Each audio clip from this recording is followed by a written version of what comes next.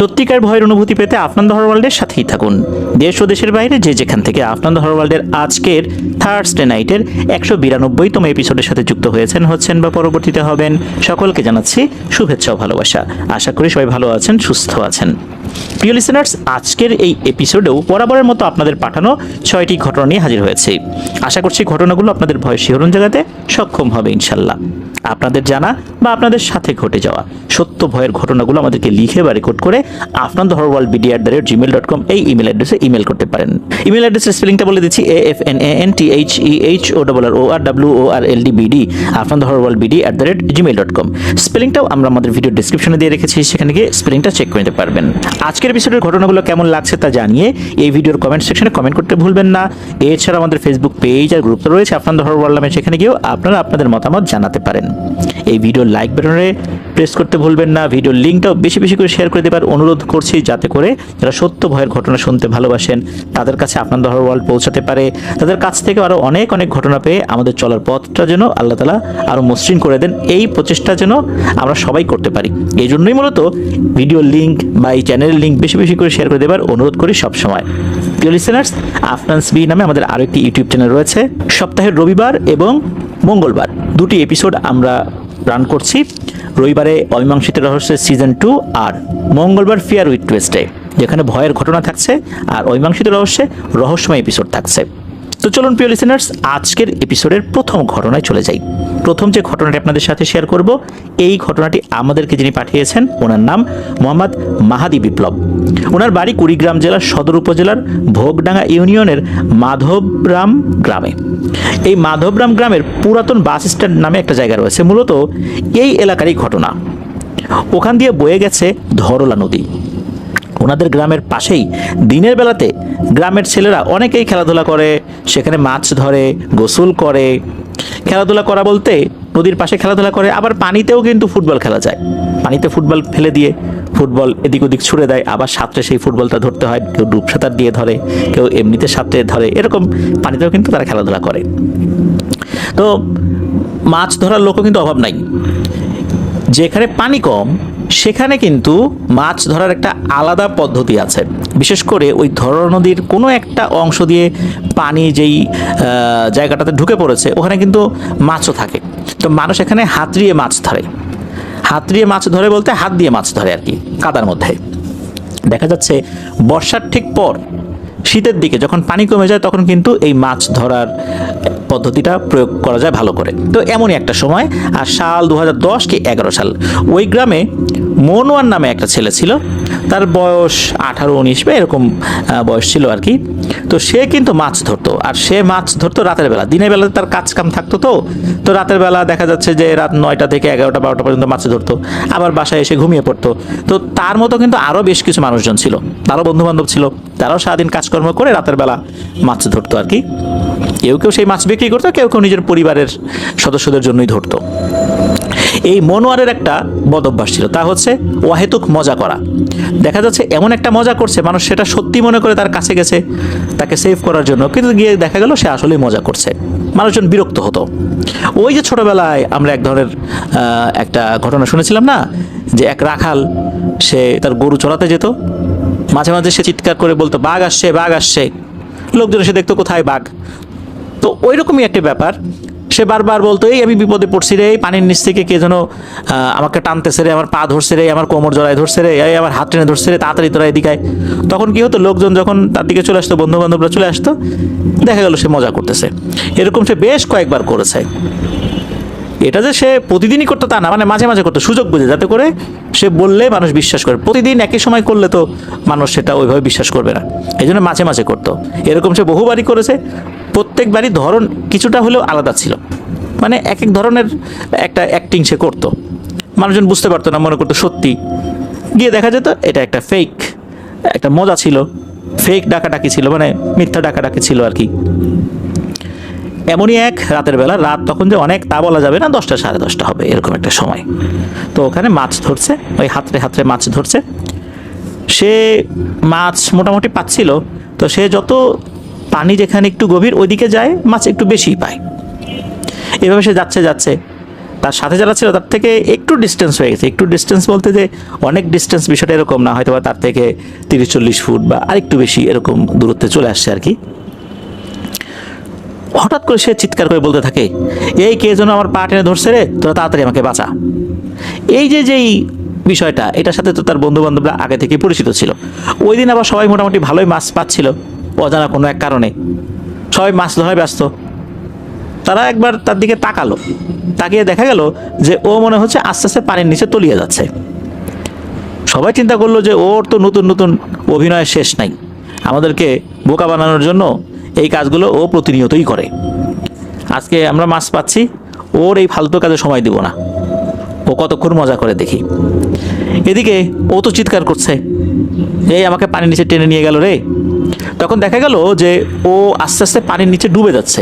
ওই জায়গায় কিন্তু ডুব সাঁতার দেওয়া যাবে এরকম জায়গা ছিল, আবার সে একদম ডুবে যাবে এরকমটা আবার ছিল না।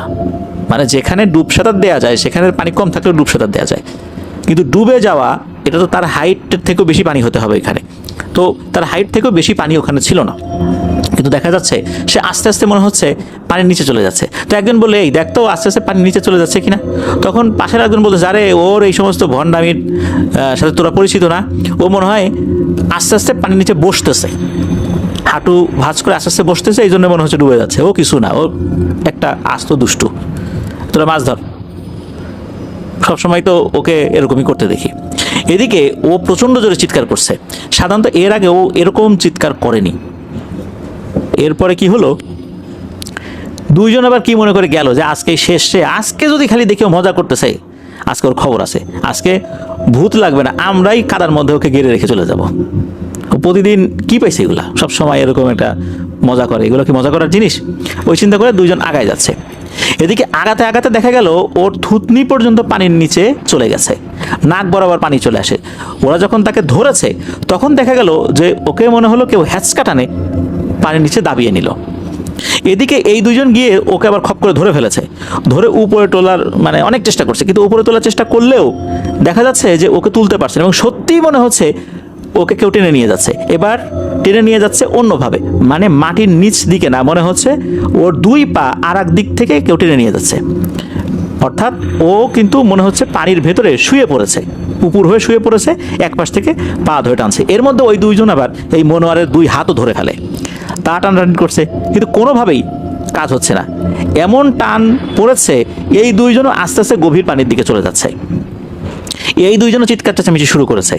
তখন আশেপাশে লোকজন ছিল, তারা যে এগিয়ে আসছিল, তারা আসতে আসতেই এই দুইজন আবার মনোয়ারের হাত ছেড়ে দেয়, কারণ এমন হ্যাঁচকা টান দিয়েছিল যে ওদেরকেই নিয়ে যাচ্ছিল।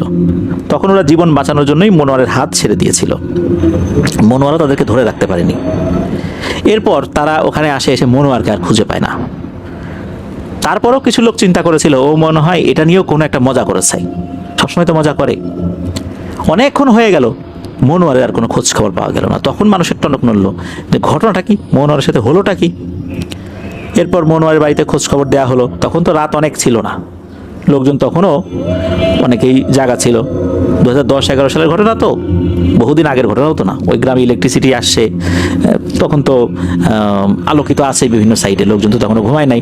লোকজন চলে আসছে আশপাশ থেকে, অনেকেই জাল নিয়ে আসছে, তারপর টর্চ লাইট নিয়ে আসছে, যে যেটা পারে আর কি। তার পরিবারের সদস্যরা এসে খোঁজাখুঁজি করছে, কিন্তু মনোয়ারকে আর পাওয়া যাচ্ছে না।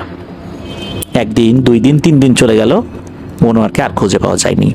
4 দিনের দিন ওখান থেকে অনেক দূরে একটা লাশ ভেসে ওঠে। তবে লাশটা যে কার এটা শনাক্ত করা যাচ্ছিল না, কেননা এই লাশটা ফুলে কয়েক গুণ আকার ধারণ করেছে। মানে ওই বয়সে যদি কেউ মারা যায় মনে হচ্ছিল আর কি, তার থেকে কয়েক গুণ ফুলে গেছে, এমন কুচকুচে কালো হয়ে গেছে, আর চোখ দুটো অনেক বড় হয়ে গেছে। ওই লাশ দেখে আবার একজন ভয়ে অজ্ঞান হয়ে গিয়েছিল। তখন পুলিশকে খবর দেওয়া হলে পুলিশ এসে লাশ উদ্ধার করে। পরবর্তীতে জানা গেল এটা মনোয়ারেরই লাশ, কিন্তু তার শরীরে অন্য কোথাও কোনো আঘাতের চিহ্ন ছিল না, না পায়ে না হাতে কোনো চিহ্ন ছিল না। কে নিয়ে গিয়েছিল, কিভাবে মারা গেল, এটা পরিপূর্ণভাবে জানা যায় না। অনেকেই ধারণা করে যে পানির কোনো দেহ হয়তো বা তাকে টেনে নিয়ে গেছে। অনেকে বলে এই ধরলা নদীতে অশরীরী রয়েছে, মাঝে মাঝে এটা খালে বিলে ঢুকে পড়ে। আর মনোয়ার সবসময় তো এরকম মজা করতো, এই জন্যই হয়তো বা এই ঘটনাটা ঘটছে। তবে এই ঘটনার পরেও কিন্তু আরও বেশ কিছু ঘটনা ঘটে যায়। তা হচ্ছে যে একা একা কেউ মাছ ধরতে গিয়েছে ধরলা নদীতে বা সাইডে, একা একা আর কি, একাধিক লোক নিয়ে না। হঠাৎ করে কিন্তু একটা লাশ ভেসে আসতে দেখেছে।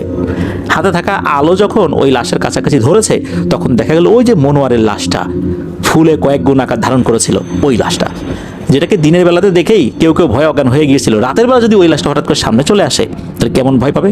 তো এরকম ঘটনাও ঘটেছে, তবে সেটা অনেকবার ঘটেছে তা না, কয়েকবার ঘটেছে, বেশ কয়েকজন এটা দেখেছে। আর মনোয়ারের পরিবার এটা নিয়ে ওই হুজুর কবিরাজের কাছে গেলেও তারাও কিন্তু ওই কয়েকদিনের মধ্যে কোনো সন্ধান দিতে পারেনি, তারা কিছুই বলতে পারেনি। কে নিয়ে গেল, কি আশয় বিষয়, কীভাবে উদ্ধার করা যাবে, কিছুই না, কেউ কিছুই বলতে পারেনি, কোনো সমাধানও দিতে পারেনি। এই কারণে কে আসলে হত্যা করেছিল, মনোয়ার আসলে কি অপরাধ করেছিল, এই বিষয়ে পরিপূর্ণভাবে আর জানা যায়নি। তবে সবাই এতটুকুই বলে যে ওই যে রাখালের সেই বাঘ আসছে গল্পের মতোই হয়েছে তার সাথে, সবসময় এরকম মজা করতো, হয়তোবা এই কারণেই কোনো অশরীরই তার উপর ক্ষিপ্ত হয়ে তাকে নিয়ে গেছে, এরকম একটা হতে পারে। এটা আসলে তাদের একটা অনুমান মাত্র, তবে অ্যাকচুয়াল কোনো তথ্য জানা যায় না যে আসলেই ঘটনাটা কি হয়েছিল। তো এটাই ছিল ঘটনা। প্রিয় লিসেনার্স, এই ঘটনা থেকে একটা শিক্ষণীয় ব্যাপার কিন্তু রয়েছে, সেটা হচ্ছে আমাদের মধ্যে অনেকেই আছে ইচ্ছে করে মানুষকে ভয় দেখানোর জন্য অন্ধকারে লুকিয়ে থাকে, জিন সেজে মানুষকে ভয় দেখাবে, তারপর হঠাৎ করে একটা বিকট আকার ধারণ করে সামনে চলে আসবে, মানুষজন ভয় পেয়ে গেলে সে হাসি তামাশা করবে, আর যারা ভয় পেয়েছে আর কি তাদেরকে নিয়ে হাসাহাসি করবে। এরকম কিন্তু লোকজন আছে। আবার আমাদের মধ্যে কিন্তু অনেকেই আছে যে কোনো বাচ্চা কাচ্চা কেউ আসে, বন্ধু বান্ধব কেউ আসে, দরজার পাশে আমরা দাঁড়িয়ে থাকি, হঠাৎ করে হু করে সামনে চলে যাই। এটা কিন্তু মানুষের ব্রেইনের জন্য মারাত্মক ক্ষতির কারণ হয়। বিশেষ করে বাচ্চাদের ক্ষেত্রে তো এটা আরও ভয়ঙ্কর হয়ে থাকে, স্থায়ী ক্ষতি হয়ে যেতে পারে। এই জন্য এই কাজ আমরা কেউ করবো না। যাদের মধ্যে এই ধরনের বদভ্যাস রয়েছে, মজা করার ছলে হলেও এই কাজটা করবো না। এই কাজ করতে করতেই কিন্তু একটা সময় আল্লাহ তাআলা আমাদের উপর নাখোশ হয়ে যাবেন, তখন আমাদের উপর গজব নামিয়ে দেবেন, যেটা অনেকেই মনে করে মনোয়ারের সাথে হয়েছিল। আল্লাহ আমাদেরকে হেফাজত করুন, আর আল্লাহ আমাদেরকে বুঝার তৌফিক দান করুন। ধন্যবাদ জানাচ্ছি মোহাম্মদ মাহাদি বিপ্লব ভাইকে আপনার পাঠানো ঘটনার জন্য। আশা করি আপনার কাছ থেকে আরও অনেক ঘটনা ইনশাল্লাহ আমরা পেতে থাকবো। প্রিয় লিসেনার, চলুন চলে যাবো আমাদের আজকের থার্সডে নাইটের 192তম এপিসোডের পরবর্তী আরও একটি নতুন ঘটনায়।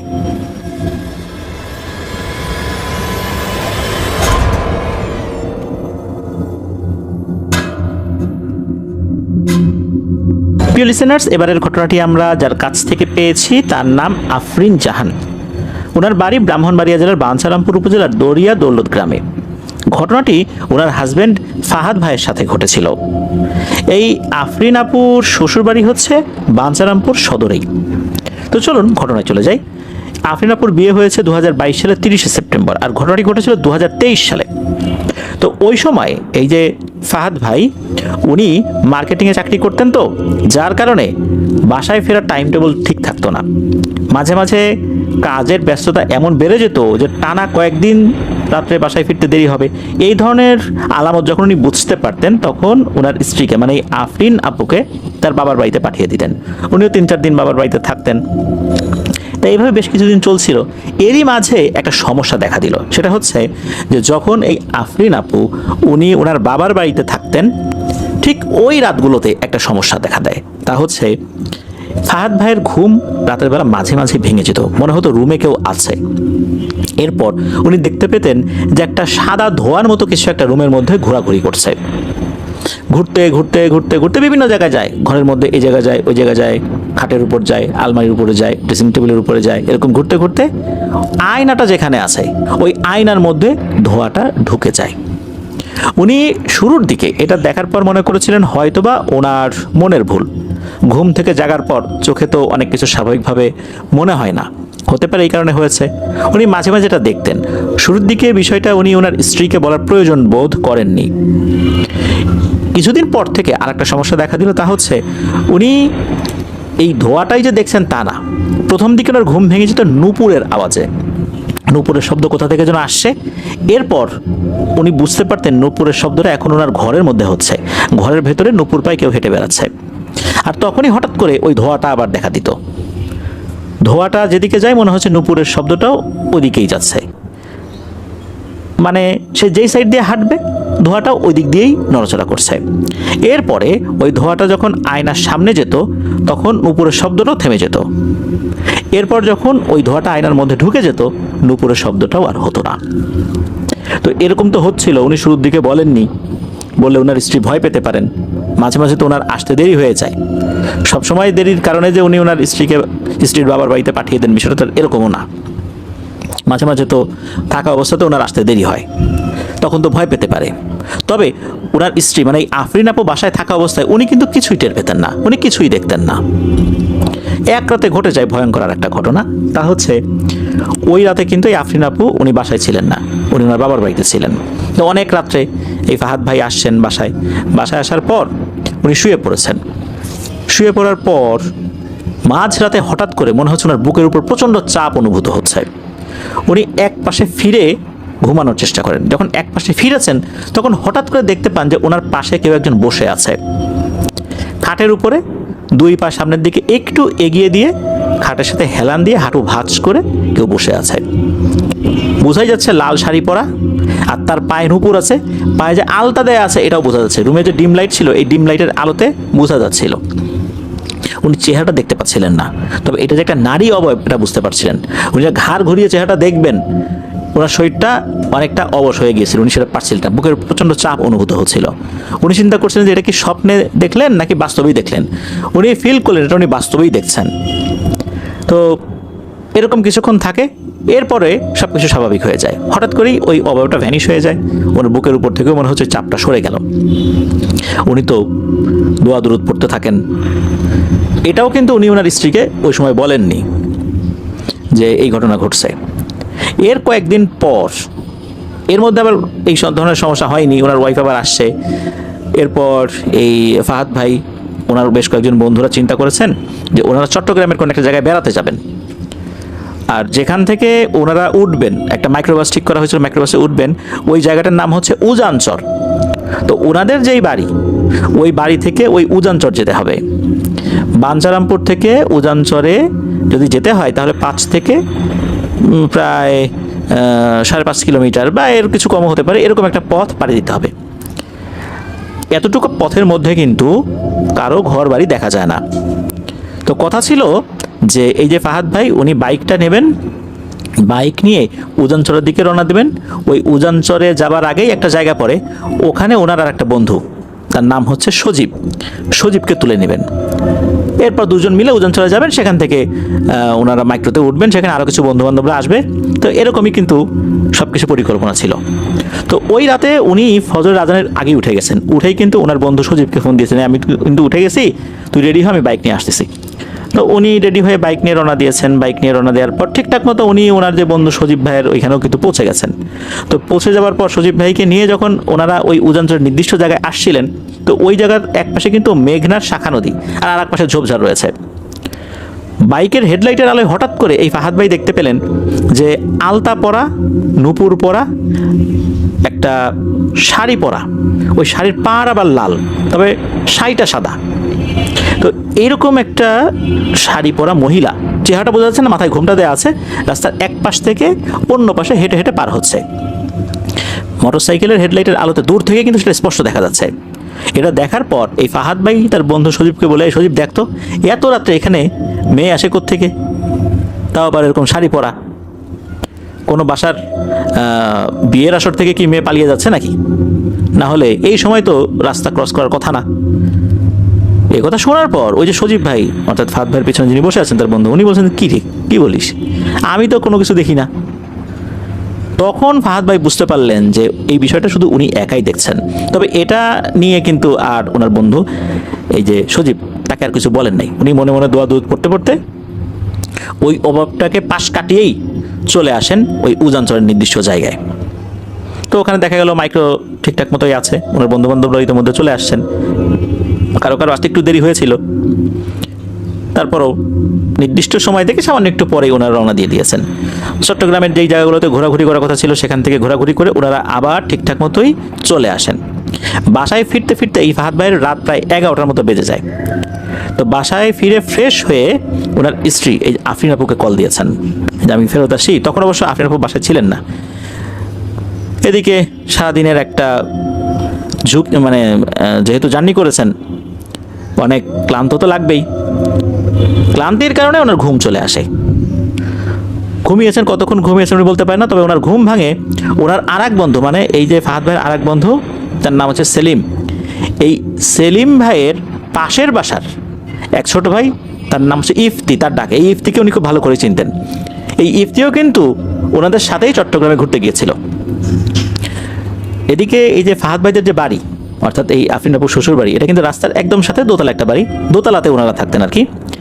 নিচে মেইন গেট, সেটা তালা দেয়া। সে নিচ থেকেই ডাকছিল, অনেকবার কিন্তু ডেকেছে, 2বার 3বার না, অনেকবার ডেকেছে। তখন এই ফাহাদ ভাই উপর থেকেই দেখলেন, যখন বারান্দায় আসেন দেখা গেল যে ইফতি নিচে দাঁড়িয়ে আছে। তাহলে উপর থেকে উনি বলছেন, এই ইফতি কি হয়েছে রে? রাতটা ছিল কিন্তু জ্যোৎস্না রাত, চাঁদের আলোতে স্পষ্ট দেখা যাচ্ছিল। তখন এই ইফতি বলছে যে ফাহাদ ভাই, আপনার বন্ধু এই যে সেলিম, উনি খুব অসুস্থ, একটু তাড়াতাড়ি আসেন, ডাক্তারের কাছে নিতে হবে, আমি তো বুঝতে পারতেছি না যে কি করব না করব। ওই সময় উনি ঘড়ির দিকে তাকিয়ে দেখেন রাত 2টো কি 2:30টার মধ্যবর্তী কোনো একটা সময় আর কি হবে, এরকম বাজে আর কি। তো উনি বলেছেন ঠিক আছে, আমি আসতেছি এখনই।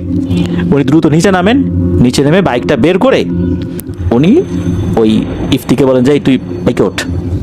বাইকে উঠেছেন, ওঠার পর বাইক তো চালানো শুরু করেছেন।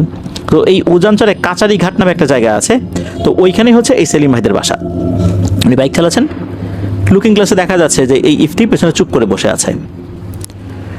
এই যে ইফতি চুপ করে বসে আছে, ইফতি পিছনে বসে থাকার কারণে বাইক একটা লোড হয়ে যায় না, ওই লোডও কিন্তু ঠিক আছে, বাইকটা যে হালকা বিষয়টা কিন্তু এরকম না। একটা মানুষ বসলে বা ওর বয়সে একটা মানুষ বসলে যেরকম লোড থাকবে ওইরকম লোডই আছে আর কি। উনি ওনার মতো করে গাড়ি চালিয়ে যাচ্ছেন।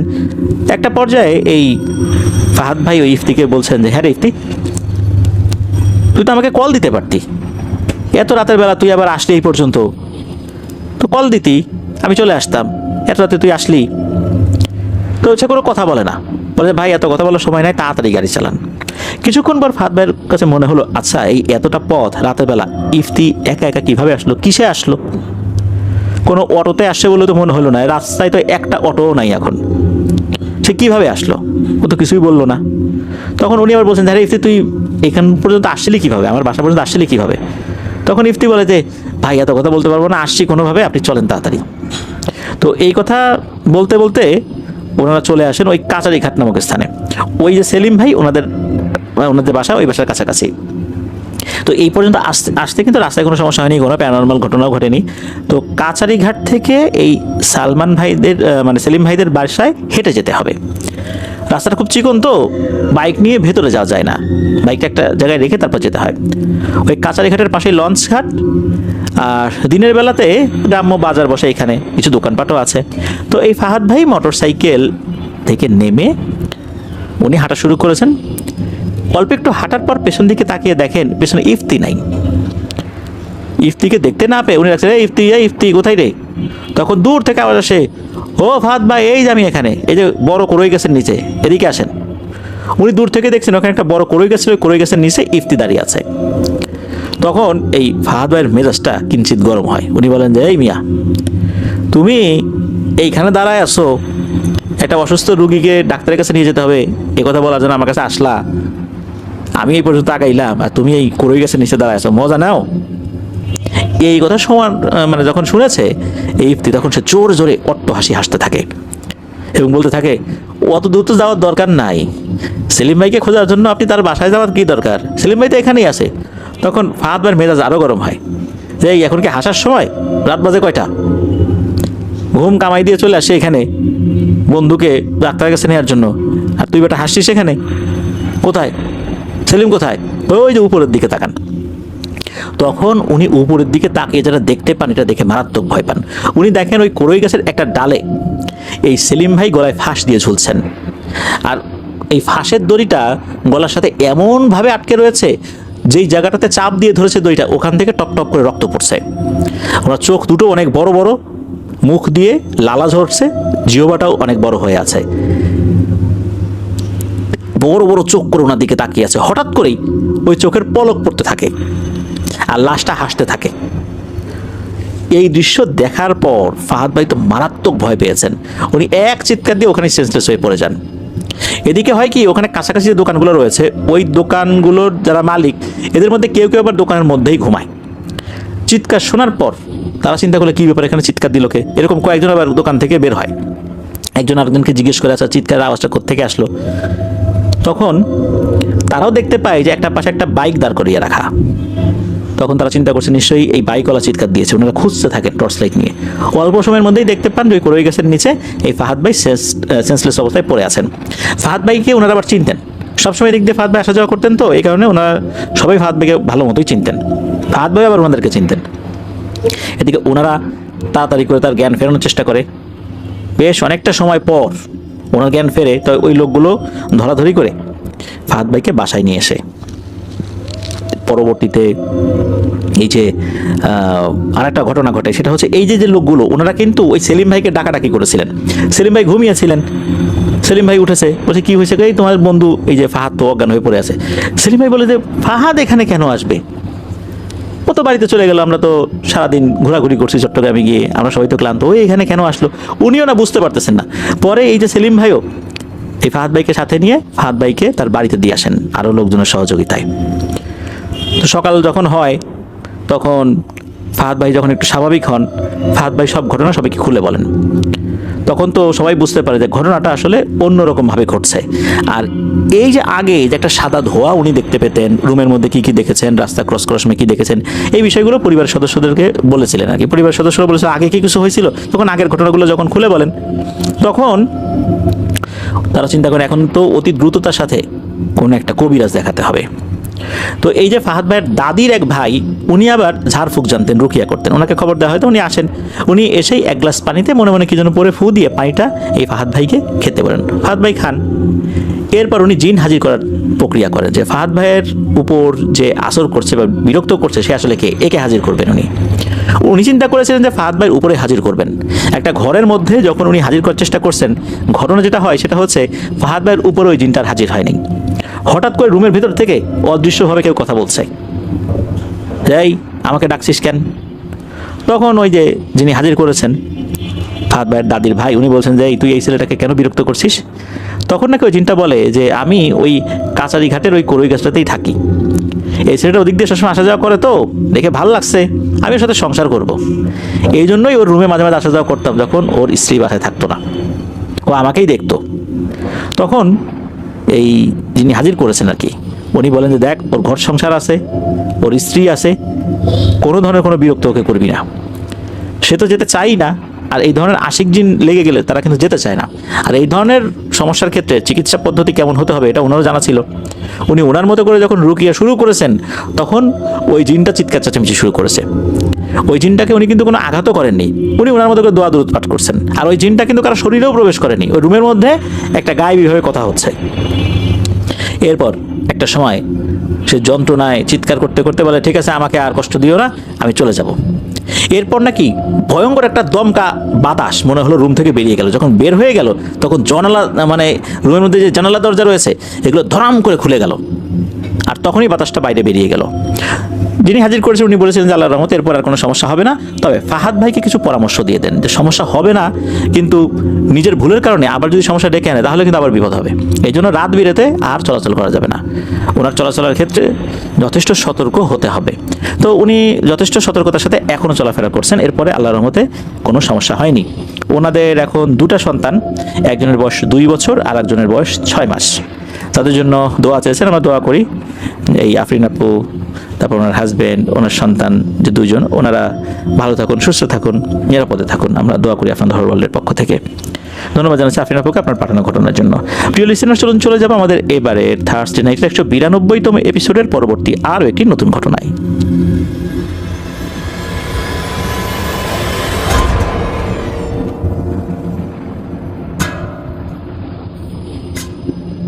আবারও স্বাগতম জানাচ্ছি প্রিয় লিসেনার্স আমাদের এবারে থার্সডে নাইটের 192তম এপিসোডের তৃতীয় ঘটনায়।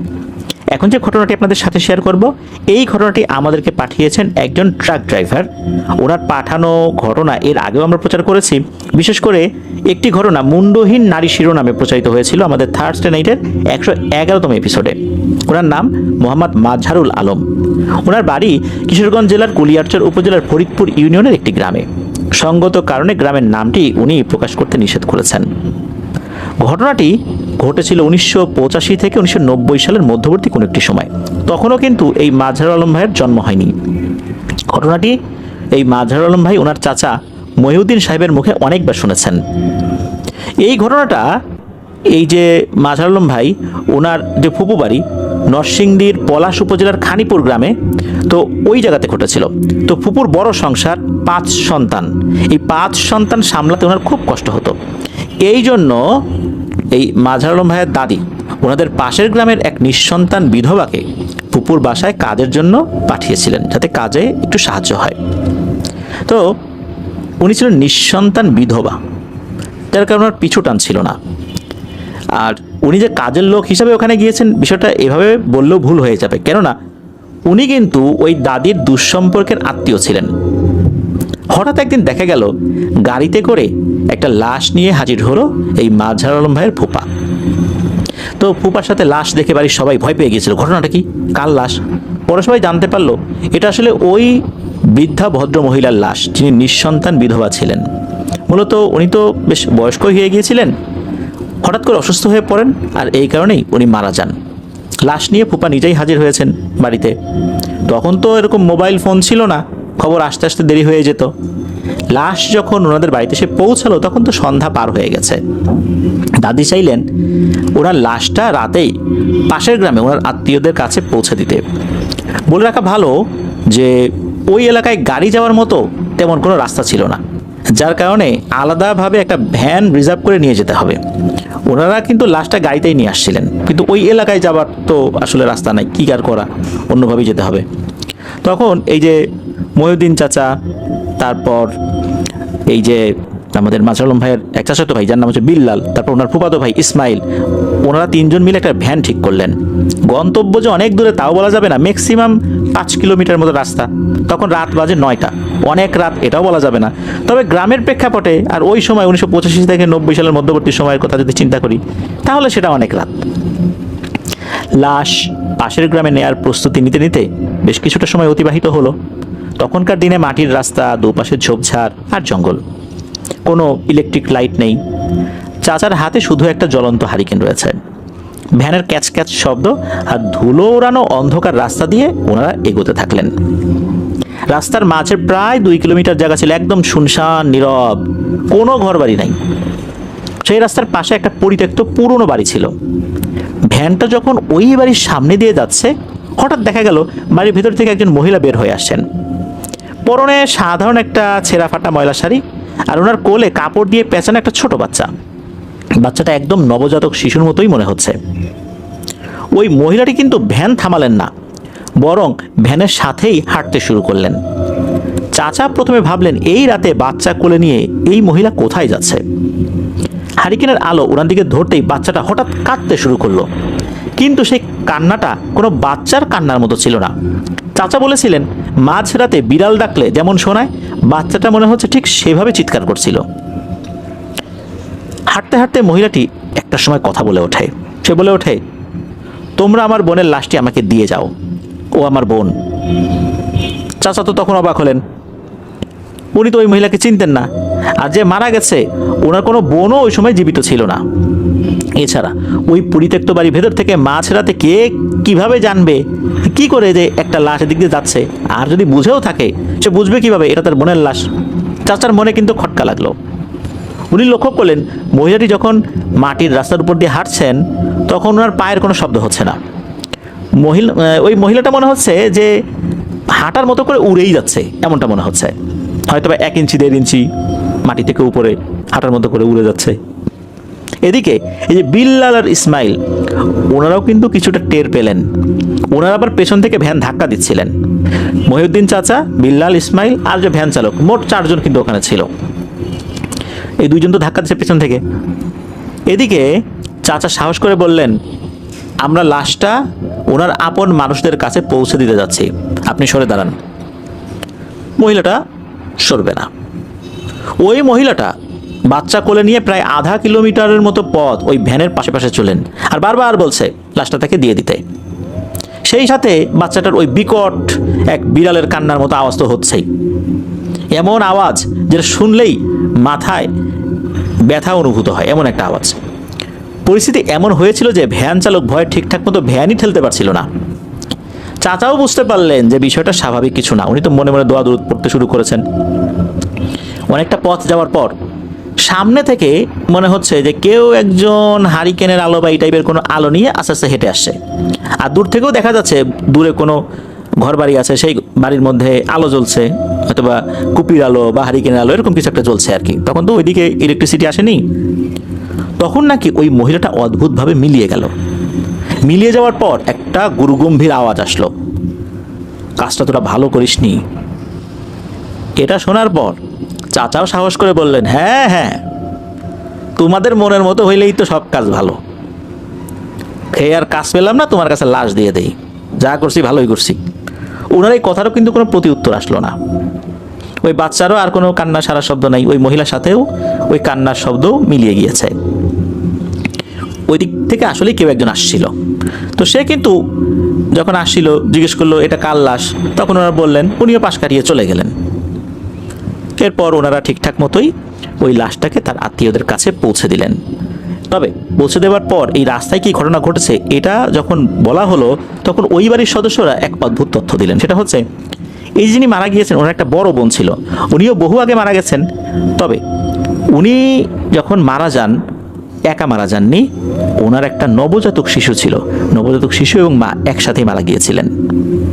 এই তথ্যটা জানার পর চাচা চিন্তা করলেন যে এই যে রাস্তায় যাকে দেখলাম তার কোলেও তো একটা নবজাতক শিশু ছিল, ঘটনাটা কি?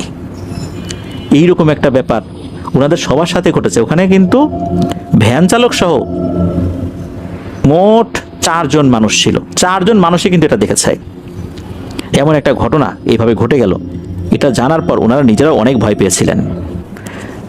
চাচা জানিয়েছেন ওই যে ওই বাচ্চার কান্নার আওয়াজ, বিড়ালের মতো করে কান্না করছিল, ওই কান্নার আওয়াজটা উনি এখনো মনে হচ্ছে শুনতে পান বলতে কান্নার আওয়াজটা ওনার মনের মধ্যে এমনভাবে গেঁথে গিয়েছিল, ওনার কানে এখনো সেই আওয়াজটা বাজে। এটাই ছিল ঘটনা। ধন্যবাদ জানাচ্ছি মোহাম্মদ মাজহারুল আলম ভাইকে আপনার পাঠানো ঘটনার জন্য। দারুণ একটি ঘটনা ছিল। আশা করি আপনার কাছ থেকে আরও অনেক অনেক ঘটনা ইনশাল্লাহ পাবো। যেহেতু আপনি রাতের বেলা ট্রাক চালান, এই সংক্রান্ত কোনো ঘটনা থাকলে অবশ্যই আমাদেরকে পাঠাবেন ইনশাল্লাহ। আর তাছাড়া গ্রামকেন্দ্রিক ঘটনা আপনি যেটা দিলেন নিঃসন্দেহে অসাধারণ। যদিও বা ঘটনা ছোট ছিল, ছোট বড় এর থেকেও বড় বিষয় যে আমরা সত্য ভয়ের ঘটনা প্রচার করতে পারছি কিনা। প্রিয় লিসেনার্স, আপনাদের প্রচেষ্টায় আলহামদুলিল্লাহ আমরা কিন্তু সেটা করতে সক্ষম হচ্ছি। আর এই প্রচেষ্টা আমরা অব্যাহত রাখতে চাই। ঘটনা ছোট হোক, বড় হোক, মাঝারি হোক, এটা নিয়ে আমাদের কোনো চিন্তা নেই। আমরা আমাদের স্ট্যান্ডার্ডটা ধরে রাখতে পারছি কিনা সেটাই আমাদের চিন্তা। আমাদের এপিসোড যদি 6টা ঘটনা নিয়ে আধা ঘন্টার মধ্যেও শেষ হয়ে যায়, তারপরও আমরা বলবো যে আলহামদুলিল্লাহ আমরা আমাদের স্ট্যান্ডার্ডটা ধরে রাখতে পেরেছি। কারণ সময়টার থেকেও বড় বিষয়টা হচ্ছে আমরা ঘটনাটা সত্য বলে মনে করছি কিনা, এটাই হচ্ছে আমাদের চিন্তার একটা বিষয়। এই কারণে আমরা এপিসোডের যে লেন্থ কতটুকু দীর্ঘ হলো, 2 ঘন্টা হতে হবে, 2.5 ঘন্টা হতে হবে, এটা নিয়ে আসলে আমরা ভাবি না। এবং আপনাদের কাছ থেকে আমরা যেভাবে ঘটনা পাই, যেভাবে সিলেক্ট করি, সেভাবেই উপস্থাপনের চেষ্টা করি। তাতে ঘটনা ছোট হোক, বড় হোক, মাঝারি হোক, আমরা কিন্তু এভাবেই করে যাবো ইনশাল্লাহ। ধন্যবাদ আমাদের সাথে থাকার জন্য। প্রিয় লিসেনার, চলে যাব আমাদের এবারে থার্সডে নাইটের 192তম এপিসোডের পরবর্তী আরও একটি নতুন ঘটনায়।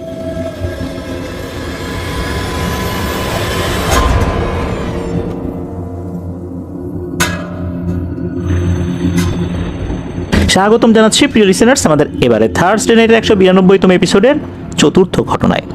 এখন যে ঘটনাটি আপনাদের সাথে শেয়ার করব, এই ঘটনাটি আমাদেরকে যিনি পাঠিয়েছেন ওনার নাম জাহিদুল ইসলাম।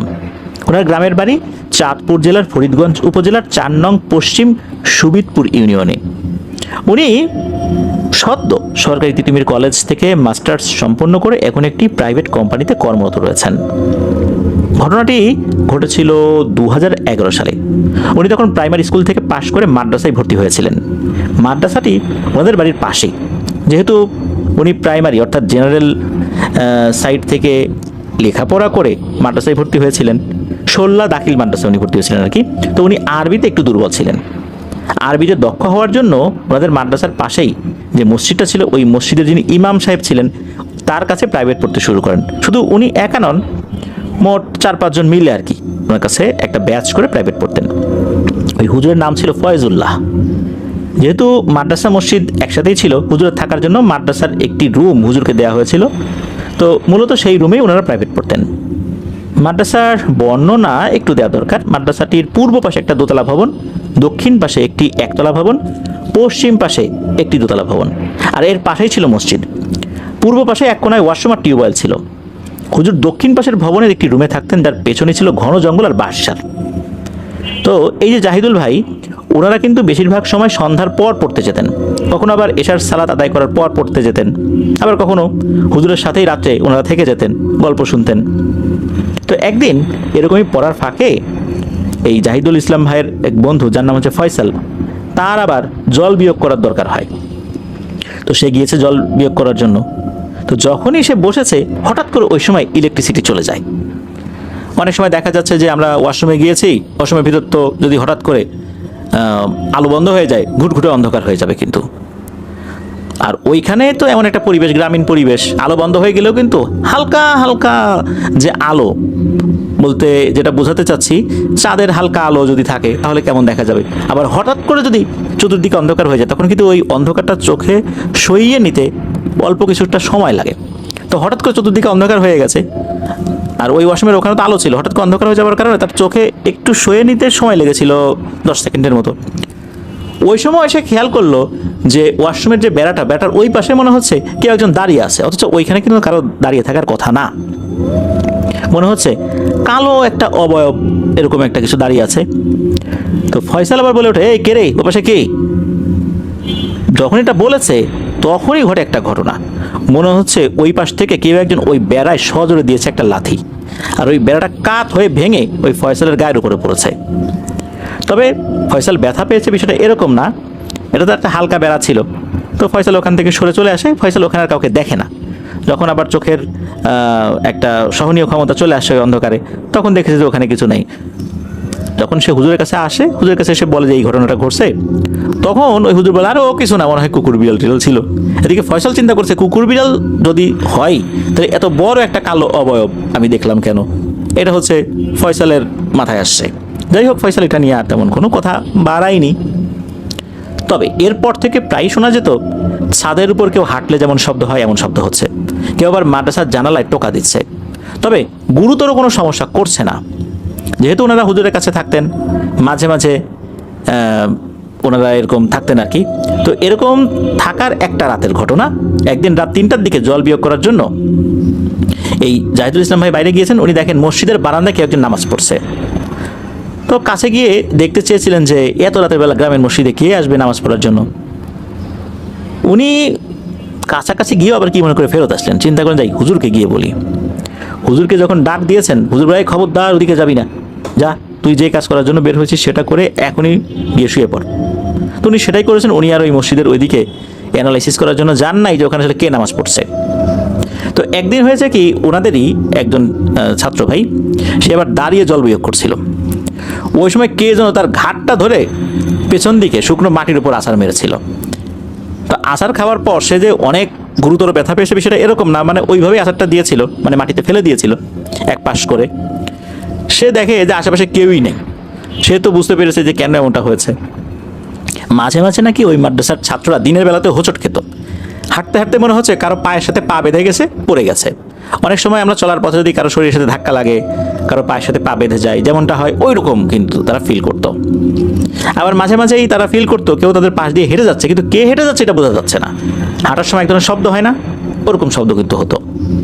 আবার ওয়াশরুমের ছাদ থেকে মাটি থেকেও লাফ দিচ্ছে, ধরাম করে একটা শব্দ হচ্ছে, কিন্তু শব্দ শোনা গেলেও কে যে লাফ দিল এটা দেখা যাচ্ছে না।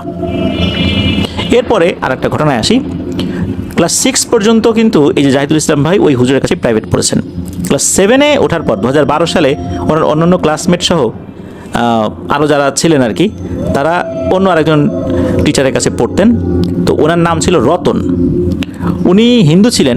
ওই সময়ে উনি কবিরাজিও করতেন, অনেকে তাকে রতন কবিরাজ বলে ডাকতেন। উনি হিন্দু হলেও উনি ওনার ধর্মের কিন্তু সব আচার অনুষ্ঠানগুলো পালন করতেন, ধর্মের অনুশাসনগুলো মেনে চলতেন। অর্থাৎ উনি একজন প্র্যাকটিসিং হিন্দু বলতে হবে আর কি। উনি যথেষ্ট ধর্মভীরু একজন মানুষ ছিলেন আর কি, সবসময় পূজা অর্চনা প্রার্থনা এটার মধ্যেই থাকতেন আর কি। আর ওনাদেরকে এই যে জাহিদুল ইসলাম ভাই সহ ওনার যে স্টুডেন্টরা ছিল তাদেরকে বলতেন যে তোমরা যারা মুসলিম আসো ঠিকঠাক মতো নামাজ পড়বা, নামাজের তাগিদ দিতেন। দেখা যেত যে উনি পূজার সময় পূজা করতে চলে গেছেন, তাদেরকে বলতেন তোমাদের নামাজের সময় হয়েছে, যাও নামাজ পড়ে আসো। মানে এইভাবে কিন্তু উনি অন্যদেরকে ধর্মীয় অনুশাসন মেনে চলার জন্য তাগাদা দিতেন। আর উনি যে কবিরাজিগুলো করতেন কখনোই উনি টাকার বিনিময়ে কোনো খারাপ কাজ করেছেন এমন কথা শোনা যায় না। উনি ওনার যতটুকু জানা ছিল, যতটুকু জ্ঞান ছিল, সেই জ্ঞানটা কাজে লাগিয়ে কারো সমাধান দিতে পারতেন হয়তোবা। তারপরে কিছু কিছু ক্ষেত্রে কাজও হতো, মানুষও উপকার পেত। তো এরকম করে ওনার চলছিল আর কি। তো ওনার কাছে একটা ব্যাচের মতো করে পড়তেন আর কি। ওনারা রাতের ব্যাচের স্টুডেন্ট ছিলেন। স্কুলের 4 জন আর মাদ্রাসার 5 জন, সর্বমোট 9 জন ওই রাতের ব্যাচে ছিলেন। রাতে এই জাহিদুল ইসলাম ভাই সহ আরও 2 জন, মোট 3 জন যখন আসতেন মাঝে মাঝে ওনার বাসাতেই থাকতেন, যদিও বা এনাদের বাসা কাছাকাছি আর কি ওই টিচারের, তারপরও থাকতেন আর কি। আর এই রতন কবিরাজ যিনি বা রতন স্যার, ওনার বাসার সামনের রুমের পশ্চিম পাশে একটা খাট, পূর্ব পাশে আর একটা খাট। স্যার পূর্ব পাশের খাটে ঘুমাতেন আর ওনারা পশ্চিম পাশের খাটে ঘুমাতেন, মাঝে মাঝে যদি থাকতেন আর কি। রাতে নাকি এই জাহিদুল ইসলাম ভাই প্রায়ই ঘুমের ভিতরে একটা শব্দ শুনতে পেতেন, সেটা এমন যে কাউকে লাথি মারলে যেরকম শব্দ হয় ওরকম শব্দ। একদিন অবশ্য স্যারকে জিজ্ঞেস করেছিলেন ওনারা যে স্যার আসলে এই যে শব্দগুলো এগুলো কেন হয়। তখন স্যার বলেছিলেন যে উনি যে কাজগুলো করেন, দেখা যাচ্ছে যে কিছু দুষ্টু জিনদেরকে তাড়িয়ে দিয়েছেন, এরা আবার শত্রু হয়ে যায়, এরা নাকি মাঝে মাঝে জ্বালাতন করার জন্য আসে, তখন ওদেরকে লাথি দিলে ওরা নাকি ওই ঘরের বেড়ার উপর গিয়ে পড়ে, তখন শব্দ হয়। আর একটা বিষয় ওই রতন স্যার বলে দিয়েছিলেন যে কখনো যদি এরকম কেউ বিরক্ত করতে আসে তাহলে বাম হাত বা বাম পা দিয়ে আঘাত করতে, ডান হাত বা ডান পা দিয়ে আঘাত করলে নাকি এরা তেমন একটা ব্যথা পায় না। মানে এমনটা তার যুক্তি ছিল, যেহেতু উনি কবিরা ছিলেন, উনি ওনার মতো করে বলেছেন আর কি। তো একদিন রাতে হঠাৎ এই জাহিদুল ইসলাম ভাই সহ আরও যে কয়েকজন ছিলেন আর কি, ওনারা ওই রাত্রে ওখানে ঘুমিয়েছেন, একজনের ঘুম ভেঙে যায়। ওই ঘরটা কিন্তু কাঠের ছিল, আর কাঠের যে ঘর, এই ঘরের যেই দেয়াল দেখা যাচ্ছে যে সেখানে এক ধরনের লোহার পাত ব্যবহার করে ওই পাতের সাথে বিভিন্ন কাঠগুলো সমান্তরালভাবে সাজিয়ে দেয়াল তৈরি করা হয়। আর মেঝে থেকে ওই কাঠের মাঝখানের গ্যাপ থাকে প্রায় 2 ইঞ্চির মতো, 1.5 ইঞ্চি 2 ইঞ্চি, ক্ষেত্রে বিশেষে 3 ইঞ্চিও থাকতে পারে, বাতাস আসা যাওয়া করার জন্য এরকম উচ্চতা কিন্তু অনেকে রাখে গ্রামে। তো রাতের বেলা ঘুমিয়ে আছেন, হঠাৎ করে দেখেন যে এই যে মেঝে এবং কাঠ, উপরের অংশের কাঠ, যেহেতু কাঠের বেড়া ছিল আর কি ঘরে, এর মাঝখানের ফাঁকা দিয়ে বিড়ালের মতো কিছু একটা ঢুকছে। ঢোকার পর আস্তে আস্তে আকারটা বড় করে ফেলে। এটা কি মানুষ না অন্য কিছু, এটা বোঝা যাচ্ছে না। হালকা ডিম লাইটের আলোতে, মানে খুবই হালকা ডিম লাইটের আলো ছিল ওখানে, অতটুকুতে আর কতটুকুই বা বোঝা যাবে আর কি। দেখা গেল ওই জিনিসটা আস্তে আস্তে ওই রতন স্যারের টেবিলের কাছে চলে গেল। তারপরে মনে হলো ছোট্ট একটা আলো জ্বালালো। এটা কি আসলে টর্চ লাইট নাকি কোনো হারিকেনের আলো বা ছোট্ট কোনো পিদিম, এটা বোঝা যাচ্ছে না। ওই টেবিলে কিন্তু স্যার কিছু কবিরাজির বইপত্র রাখতেন।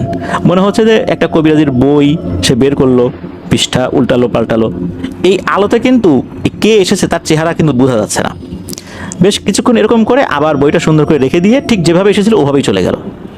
আস্তে আস্তে আকার ছোট করে ফেললো, তারপর বিড়ালের মতো কিছু একটা হয়ে ঘরের নিচ দিয়ে চলে গেল। পরে সকালবেলা যখন স্যারকে এই জাহিদুল ইসলাম ভাই জানালেন যে এই ঘটনা, তখন স্যার বললেন যে অমাবস্যা রাতে, আবার দেখা যাচ্ছে শনি মঙ্গলবার রাতে নাকি কেউ কেউ আসে।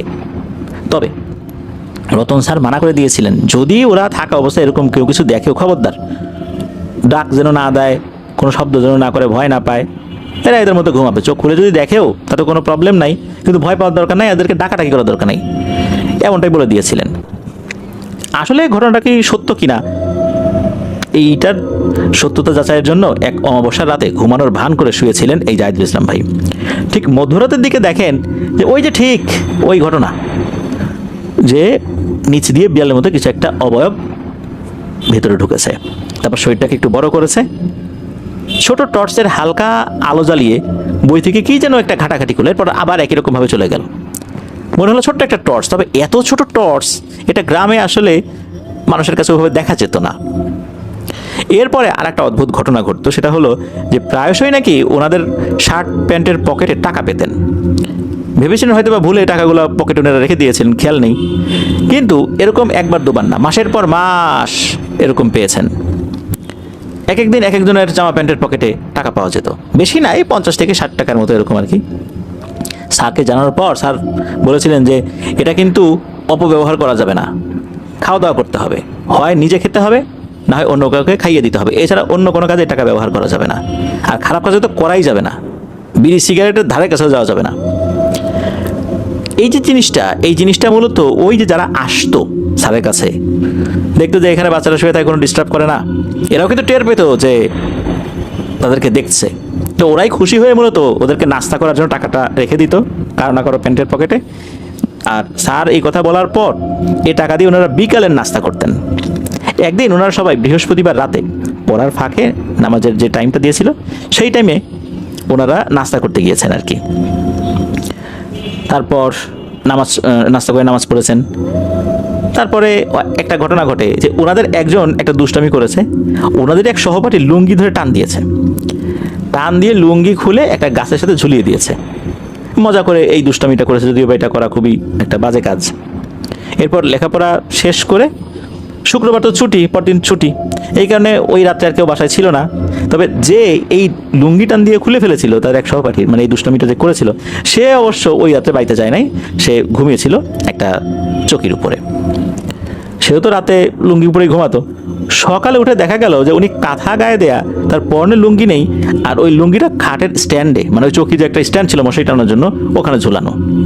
এটা উনি পরবর্তীতে বলেছিলেন আর কি, এই ঘটনা ঘটছে, কারণ উনি যেরকম একটা কাজ করছেন এটা ওখানে থাকা অশরীরী যারা আছে এরা আসলে পছন্দ করেনি। এছাড়া অন্যান্য সময় যে রোগীগুলো আসতো ওই স্যারের কাছে, তখন ট্রিটমেন্ট করার সময় ওই স্যার নাকি দেখিয়ে বলতো, এরা কিন্তু আমার ছাত্র, এদের ক্ষতি করবি না তো কখনো, এরকম নাকি স্টেটমেন্ট নিত যে না ক্ষতি করবে না, এরপর তাদেরকে ছেড়ে দিত। পরবর্তীতে স্যারের ব্যস্ততা এতটাই বেড়ে যায় যে উনি আর টিউশনই করাতে পারেন নাই, কোনো ব্যাচই পড়াতে পারেন নাই, এত ব্যস্ততা বেড়ে যায়। তা আল্লাহর রহমতে এরকম জিনিসগুলো দেখলেও গুরুতর কোনো সমস্যার মুখোমুখি ওনারা হননি। করোনার সময় এই জাহিদুল ইসলাম ভাইদের যে ফ্রেন্ড সার্কেল যারা ছিলেন তারা মোটামুটি লেখাপড়ার কারণে বাইরে থাকতেন। করোনার সময় সব তো বন্ধ হয়ে গেল, লকডাউন হয়ে গেল, সবাই বাড়িতে চলে আসছিলেন। তখন বন্ধুবান্ধবরা মিলে অনেক আড্ডা দিতেন। তো ওনাদেরই এক ফ্রেন্ডের নানা বাড়ি ওনাদের এলাকার পাশেই ছিল। তো তার যে নানা বাড়িটা সেখানকার যে অবস্থানটা বা সেখানে একটা বিল ছিল, বিলের এমন একটা জায়গায় পড়েছে বলা চলে যে বিলের মধ্যে পড়েছে। মূলত তার পুরনো যে বাড়িটা ছিল সেখান থেকে এসে ওই জায়গাটাতে নতুন করে বাড়ি বানিয়েছে। একদিন গ্রীষ্মের বিকেলে এই জাহিদুল ইসলাম ভাইয়ের বন্ধু তো তার ওই নানার বাড়ির দিকে যাবে কি জন্য কাজে, তো ওনারা ভাবছেন আমরাও যাই, বিলের ওইদিকে আড্ডা দেওয়া যাবে। বিলের ওইদিকে কিন্তু প্রচুর বাতাস থাকে, একদম প্রাকৃতিক বাতাস, সুন্দর ফুরফুরে বাতাস। আর এমনিতেও সবাই বিলের ওই দিকটাতে হাঁটতে যায় দিনের বেলাতে, বিশেষ করে বিকেল বেলাতে। তো ওনারা ওই বন্ধুর নানার বাড়ির কাজ শেষ করে শেষ বিকেলের দিকে হাঁটতে হাঁটতে প্রায় বিলের মাঝখানে চলে আসছিলেন তখন মাগরিবের আজান দিয়ে দিয়েছে। বলে রাখা ভালো যে ওনারা যেই জায়গাটাতে ছিলেন ওইখানে কিন্তু বছর 2 বার ফসল তোলা হয়, 2 বার ফসল তোলা হয় আর কি ওই জমিতে। গ্রীষ্মের ফসল তোলা হয়েছে, তখন খালি মাঠে অনেক বাতাস, ওই চিন্তা করেই ভেবেছেন যে এখানে বসে আড্ডা দেই। তো ওনারা যেখানে বসেছিলেন সেখানের পাশে একটা পুকুর বা একটা বড় খাদের মতো ছিল, যেটা চারপাশে গাছ লাগানো ছিল। আর ওই জায়গাতে নাকি একটু সমস্যা আছে, দিনের বেলাতেও ওখানে নাকি মানুষ এই জিনের আক্রমণের শিকার হয়েছে। আর তখন তো ওনাদের মাথায় এত কিছু ছিল না, আর ওনারা তো আর একা নন, কয়েকজন মিলে আছেন আর কি। ওই সময় বুদ্ধি করে খড়কুটো দিয়ে একটু আগুনও জ্বালিয়েছিলেন। তো কথা বলতে বলতে গল্প করতে করতে রাত প্রায় 10টা বেজে গিয়েছে, এতটা সময় পার করে ফেলেছেন। হঠাৎ করে ওনারা দেখেন ওনাদের থেকে আরও দূরে কেউ আগুন জ্বালাচ্ছে, ওই আগুন আবার নিভে যাচ্ছে। তো ওনারা ভেবেছেন হয়তো বা ওনাদের মধ্যে কেউ হবে, কারণ অনেকেই তো ওই লকডাউনের কারণে বাড়িতে চলে আসছেন, স্কুল বন্ধ, সব কিছু বন্ধ, এই জন্যই হয়তো বা তারা এখানে এসে তাদের মতো করে আড্ডা দিচ্ছে। তো এই জাহিদুল ইসলাম ভাইয়ের সাথে ফয়সাল নামের একজন ছিল, সে বলছে চল তো গিয়ে দেখি ওরা কারা। তখন আর এক বন্ধু যার নাম হচ্ছে রাকিব, সে বলে আরে ওখানে আবার যাওয়ার দরকার কি, ওরা ওদের মতো করে সময় কাটাক, ওরা ওদের সার্কেল নিয়ে গল্প গুজব করছে, আমরা ওখানে গিয়ে ওদেরকে বিরক্ত করার কোনো দরকার আছে নাকি। তো মানা করার পর ফয়সালের দিকে যায়নি, কিন্তু দূর থেকে চিৎকার দিয়ে বলে এই কে রে ওখানে, কিন্তু ওপাশ থেকে কোনো উত্তর আসে না। তখন ফয়সাল জোরে একটা সংকেত দেয়, অনেকে কিন্তু দূর থেকে এরকম সংকেত দেয়, গ্রামে আমরা একটা দেখি কু বলে একটা চিৎকার দেয়, তো ওই রকম করে একটা চিৎকার দিয়েছে। যখন এই চিৎকারটা দিয়েছে ওই পাশ থেকে ঠিক সেম চিৎকারটা মানে রিপ্লাই দিয়েছে। ফয়সাল যতবার এরকম শব্দ করে ততবারই ও পাশ থেকে ওই শব্দটা করে, তবে আরো জোরে করে করে। প্রতিবারে মনে হচ্ছে ওই পাশের শব্দটা একটু একটু করে জোরে হচ্ছে। তখন ওনারা চিন্তা করছেন, দেখি তো যাই, ওখানে মনে হয় আমাদেরই বন্ধু বান্ধব কেউ আছে, নাহলে এরকম করে রিপ্লাই দিচ্ছে কেন। ওনারা উঠে যখন দাঁড়িয়েছেন, দাঁড়িয়ে ওই দিকটাতে যাওয়া শুরু করেছেন যে ওখানে কারা আছে দেখতে যাবে, হঠাৎ করে মনে হলো দমকা বাতাস শুরু হয়ে গেছে, বাতাস তাদেরকে ওদিকে যেতে দিচ্ছে না। এরপরে মনে হলো যে বৈশাখী ঝড় শুরু হয়ে গেছে। ওনারা তখন উল্টো দিকে ঘুরে দৌড়ানো শুরু করেছেন যে কিসের কি, কে আছে না আছে পরের কথা, আগে বাড়ির দিকে যাই, যদি ঝড় ফাইনালি শুরুই হয়ে যায়। ওনাদের কাছে মনে হচ্ছিল ওনারা যখন দৌড়াচ্ছিলেন, বাতাস এমনভাবে ওনাদেরকে ধাক্কা দিচ্ছিল, মনে হচ্ছে ওনারা উড়ে উড়ে দৌড়াচ্ছেন। ওই সময় ওনারা বেশ ভয় পেয়ে যান যে এমনটা তো হওয়ার কথা না। নিজেদের শেখা দোয়া দুরুদ ওনারা পড়ছিলেন। ওনাদের একজন যে বন্ধু সাথে ছিল, যার নাম রাকিব, ওই রাকিবের নানার বাড়ির কাছাকাছি যখন ওরা চলে আসেন, তখন বাতাস কমতে শুরু করেছে। এরপর ওনারা চলে আসছেন আর কি। এরপরে ওই জায়গাটাতে ওনারা অনেকবার গিয়েছেন, তবে ঠিক যেই জায়গাতে ওই যে যারা বসেছিল একটা শব্দের রিপ্লাই দিচ্ছিল, ওই দিকটাতে ওনারা যান নাই। আর ওদিকে গেলেও, বিশেষ করে বিলে গেলেও রাত 8টার পরে কখনোই বিলে আর অবস্থান করেননি। এছাড়াও নাকি করোনার সময় ওনারা রাতেও অনেক আড্ডা দিয়েছেন। সেই মাদ্রাসা মাঠেই অনেক কিছু চাঙ্কি চোখে পড়তো, যেমন হঠাৎ করে দেখা যেত যে বিড়াল চলে আসছে, আবার চোখের সামনে থেকে বিড়ালটা উধাও হয়ে গেছে। হঠাৎ করে মসজিদের অজুখানার বাতি জ্বলে ওঠে, যদিও বা কেউ নেই, আবার দেখা গেল যে বাতি এক একে নিভে গেছে। আবার অমাবস্যার রাতে দেখা গিয়েছে যে ওনারা যখন ডাব চুরি করে খেতেন, বাগান থেকে জাম্বুরা পেরে খেতেন, সাধারণত যেটা হয় গ্রামের উঠতি বসি ছেলেরা যা করে আর কি, তো এরকম করার সময়ও খুব একটা সমস্যা ফেস করেননি।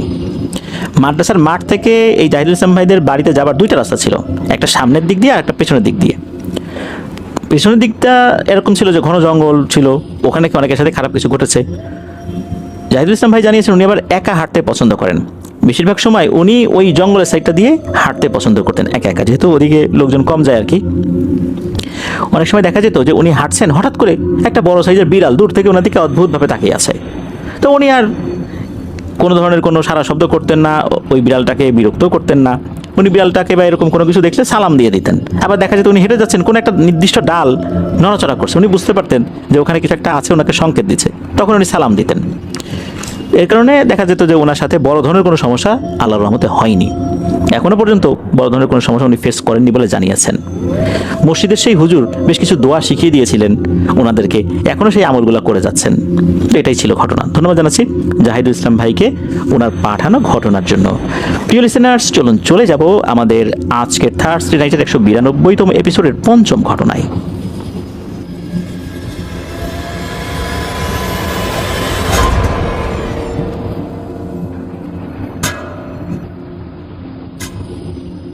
আবারও স্বাগতম জানাচ্ছি প্রিয় লিসেনার্স আমাদের এবারে থার্সডে নাইটের 192তম এপিসোডের পঞ্চম ঘটনায়।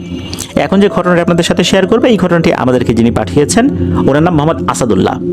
ওনার গ্রামের বাড়ি জামালপুর জেলার ইসলামপুর উপজেলার চর পুটিমারি ইউনিয়নের একটি গ্রামে। উনি বর্তমানে একটি টেক্সটাইল কারখানায় কর্মরত রয়েছেন।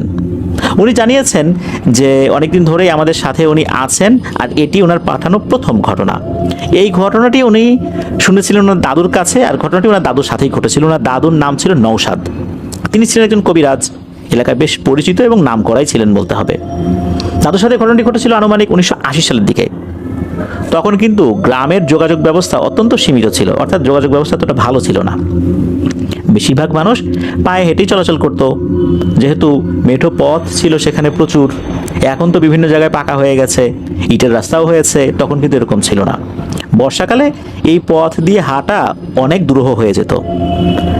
দূরের জায়গায় যেতে হলে গরুর গাড়িতে যেতে হতো, আর যদি নৌপথে যাওয়া যায় সেক্ষেত্রে নৌকা ব্যবহার করত। সড়ক পথে অর্থাৎ যদি পায়ে হেঁটে যেতে হয় তাহলে গরুর গাড়ি ছিল ভরসা এক গ্রাম থেকে আরেক গ্রামে যাওয়ার জন্য। দাদু তার বোনকে বিয়ে দিয়েছিলেন পাশের একটি গ্রামে, সেই গ্রামের নাম ছিল ডিগ্রির চর। তো ওনাদের ওই সময়টাতে ওই ডিগ্রির চরে যেতে হলে একটি নদী পার হতে হতো। তখনকার দিনে কিন্তু অনেক জিনিস সবার ঘরে থাকতো না, যেমন দা, কুড়াল, এই ধরনের কিছু জিনিস কিন্তু অনেকের ঘরে থাকতো না। যখন প্রয়োজন হতো তখন একজন আরেকজনের কাছ থেকে ধান নিয়ে যেত। যেহেতু দা, কুড়ালের ব্যবহার তো সবসময় আসলে মানুষের থাকে না, যারা ওই প্রফেশনে থাকে, কাঠ কাটে বা গাছ কাটে, তাদের ক্ষেত্রে এটা সবসময় লাগে। কিন্তু অন্যান্য ক্ষেত্রগুলোতে তো বাসার এক কোনায় পড়ে থাকে, আবার বেশি দিন পড়ে থাকলে জং পড়ে যায়, ধার করতে হয়।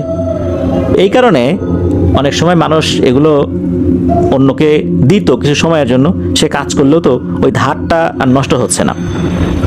তো দাদুর তো একটা বেশ মোটামুটি ভারী একটা দা ছিল।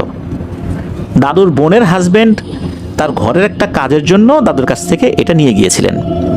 এদিকে প্রায় 1 সপ্তাহ পর দাদুর একটা কাজের দরকার হয়ে পড়ে। তখন তার তো মনে পড়ে যে তার বোনের হাজবেন্ড তো এটা নিয়ে গিয়েছিল, উনি যে কোনো কারণেই হোক, ব্যস্ততার কারণেই হোক, আর দিয়ে যেতে পারেনি। তো এটা উনি আনতে যাবেন বলে মনস্থির করলেন। উনি রওনা দিয়েছেন দুপুরের পরপরই। তো ওই গ্রামে যেতে খুব বেশি সময় লাগেনি, দুপুরবেলা খাওয়া দাওয়া করে রওনা দিয়েছেন, হাঁটতে হাঁটতে চলে গেছেন। তখন আসরের আজান দেয়নি আর কি। তো যখন বোনের বাসায় গিয়েছেন তখন দেখলেন যে বোন ভাইকে দেখে তো খুবই খুশি। এমন সময় আসছেন, এই সময় তো আসলে রান্না বাড়া ওই তখনও হয়নি রাতের, কারণ তখন তো সন্ধ্যায় লাগেনি, বিকালবেলা। কি রান্না করবে একটু ব্যতিব্যস্ত হয়ে যান আর কি। তখন দাদু বলেন যে এত ব্যতিব্যস্ত হতে হবে না, আমি একটু পরেই চলে যাব। তো তোর স্বামী কই? এই কথা বলতে বলতেই তার স্বামী এসে বাসায় ঢুকে পড়ে। সেও তো দেখে খুশি, গল্প গুজব শুরু হয়ে যায়।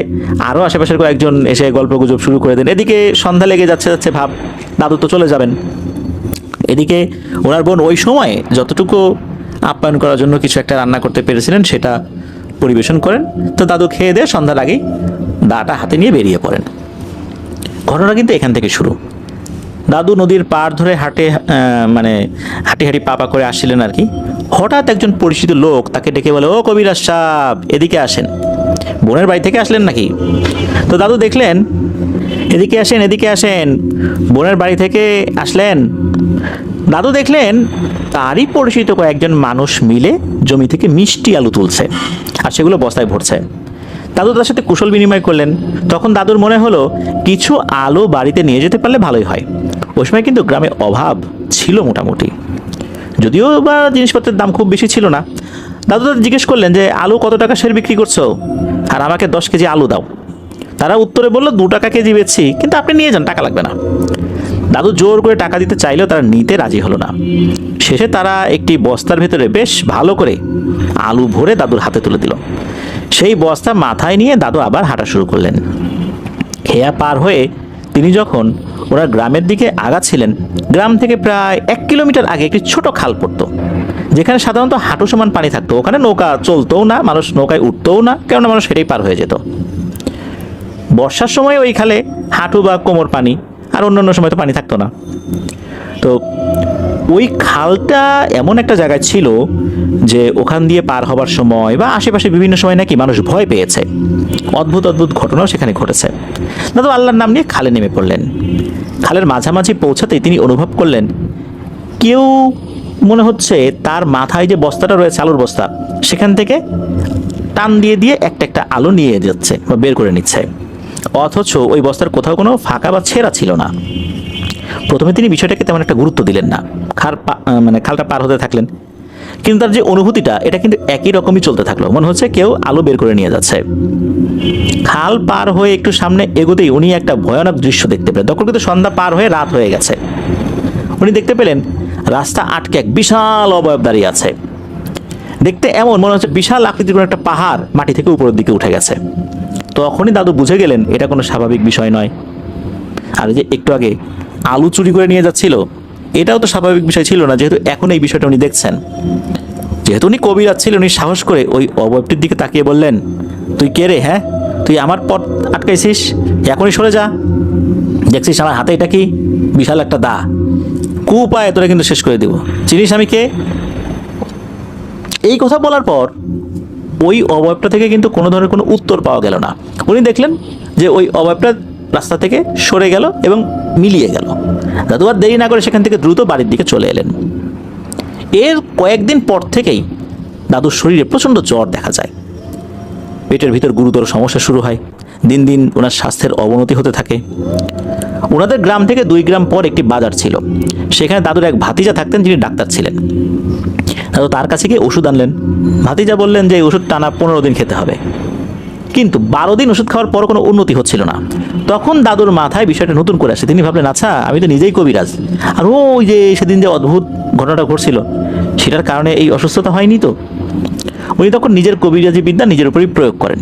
আল্লাহর রহমতে ধীরে ধীরে ওনার শরীর ভালো হতে শুরু করে, শেষ পর্যন্ত উনি সুস্থও হয়ে যান। এটাই ছিল দাদুর সঙ্গে ঘটে যাওয়া ঘটনা। দাদু 2018 সালের দিকে ইন্তেকাল করেছেন। তার জন্য দোয়া চেয়েছেন, আমরা তার জন্য দোয়া করি, আল্লাহ তাআলা তার ভুল ত্রুটি ক্ষমা করুন, জান্নাতুল ফেরদৌসের মেহমান হিসাবে কবুল করে নিন। তো প্রিয় লিসেনার্স, চলুন চলে যাব আমাদের পরবর্তী ঘটনায়। আর আমাদেরকে এই ঘটনাটি যিনি পাঠিয়েছিলেন তাকে আবারও ধন্যবাদ জানাচ্ছি। আশা করি আসাদুল্লাহ ভাইয়ের কাছ থেকে আমরা আরও অনেক ঘটনা ইনশাল্লাহ পাবো। তো চলুন প্রিয় লিসেনার্স, আমরা শুনে আসি আমাদের এবারের থার্সডে নাইটের 192তম এপিসোডের ষষ্ঠ এবং শেষ ঘটনা।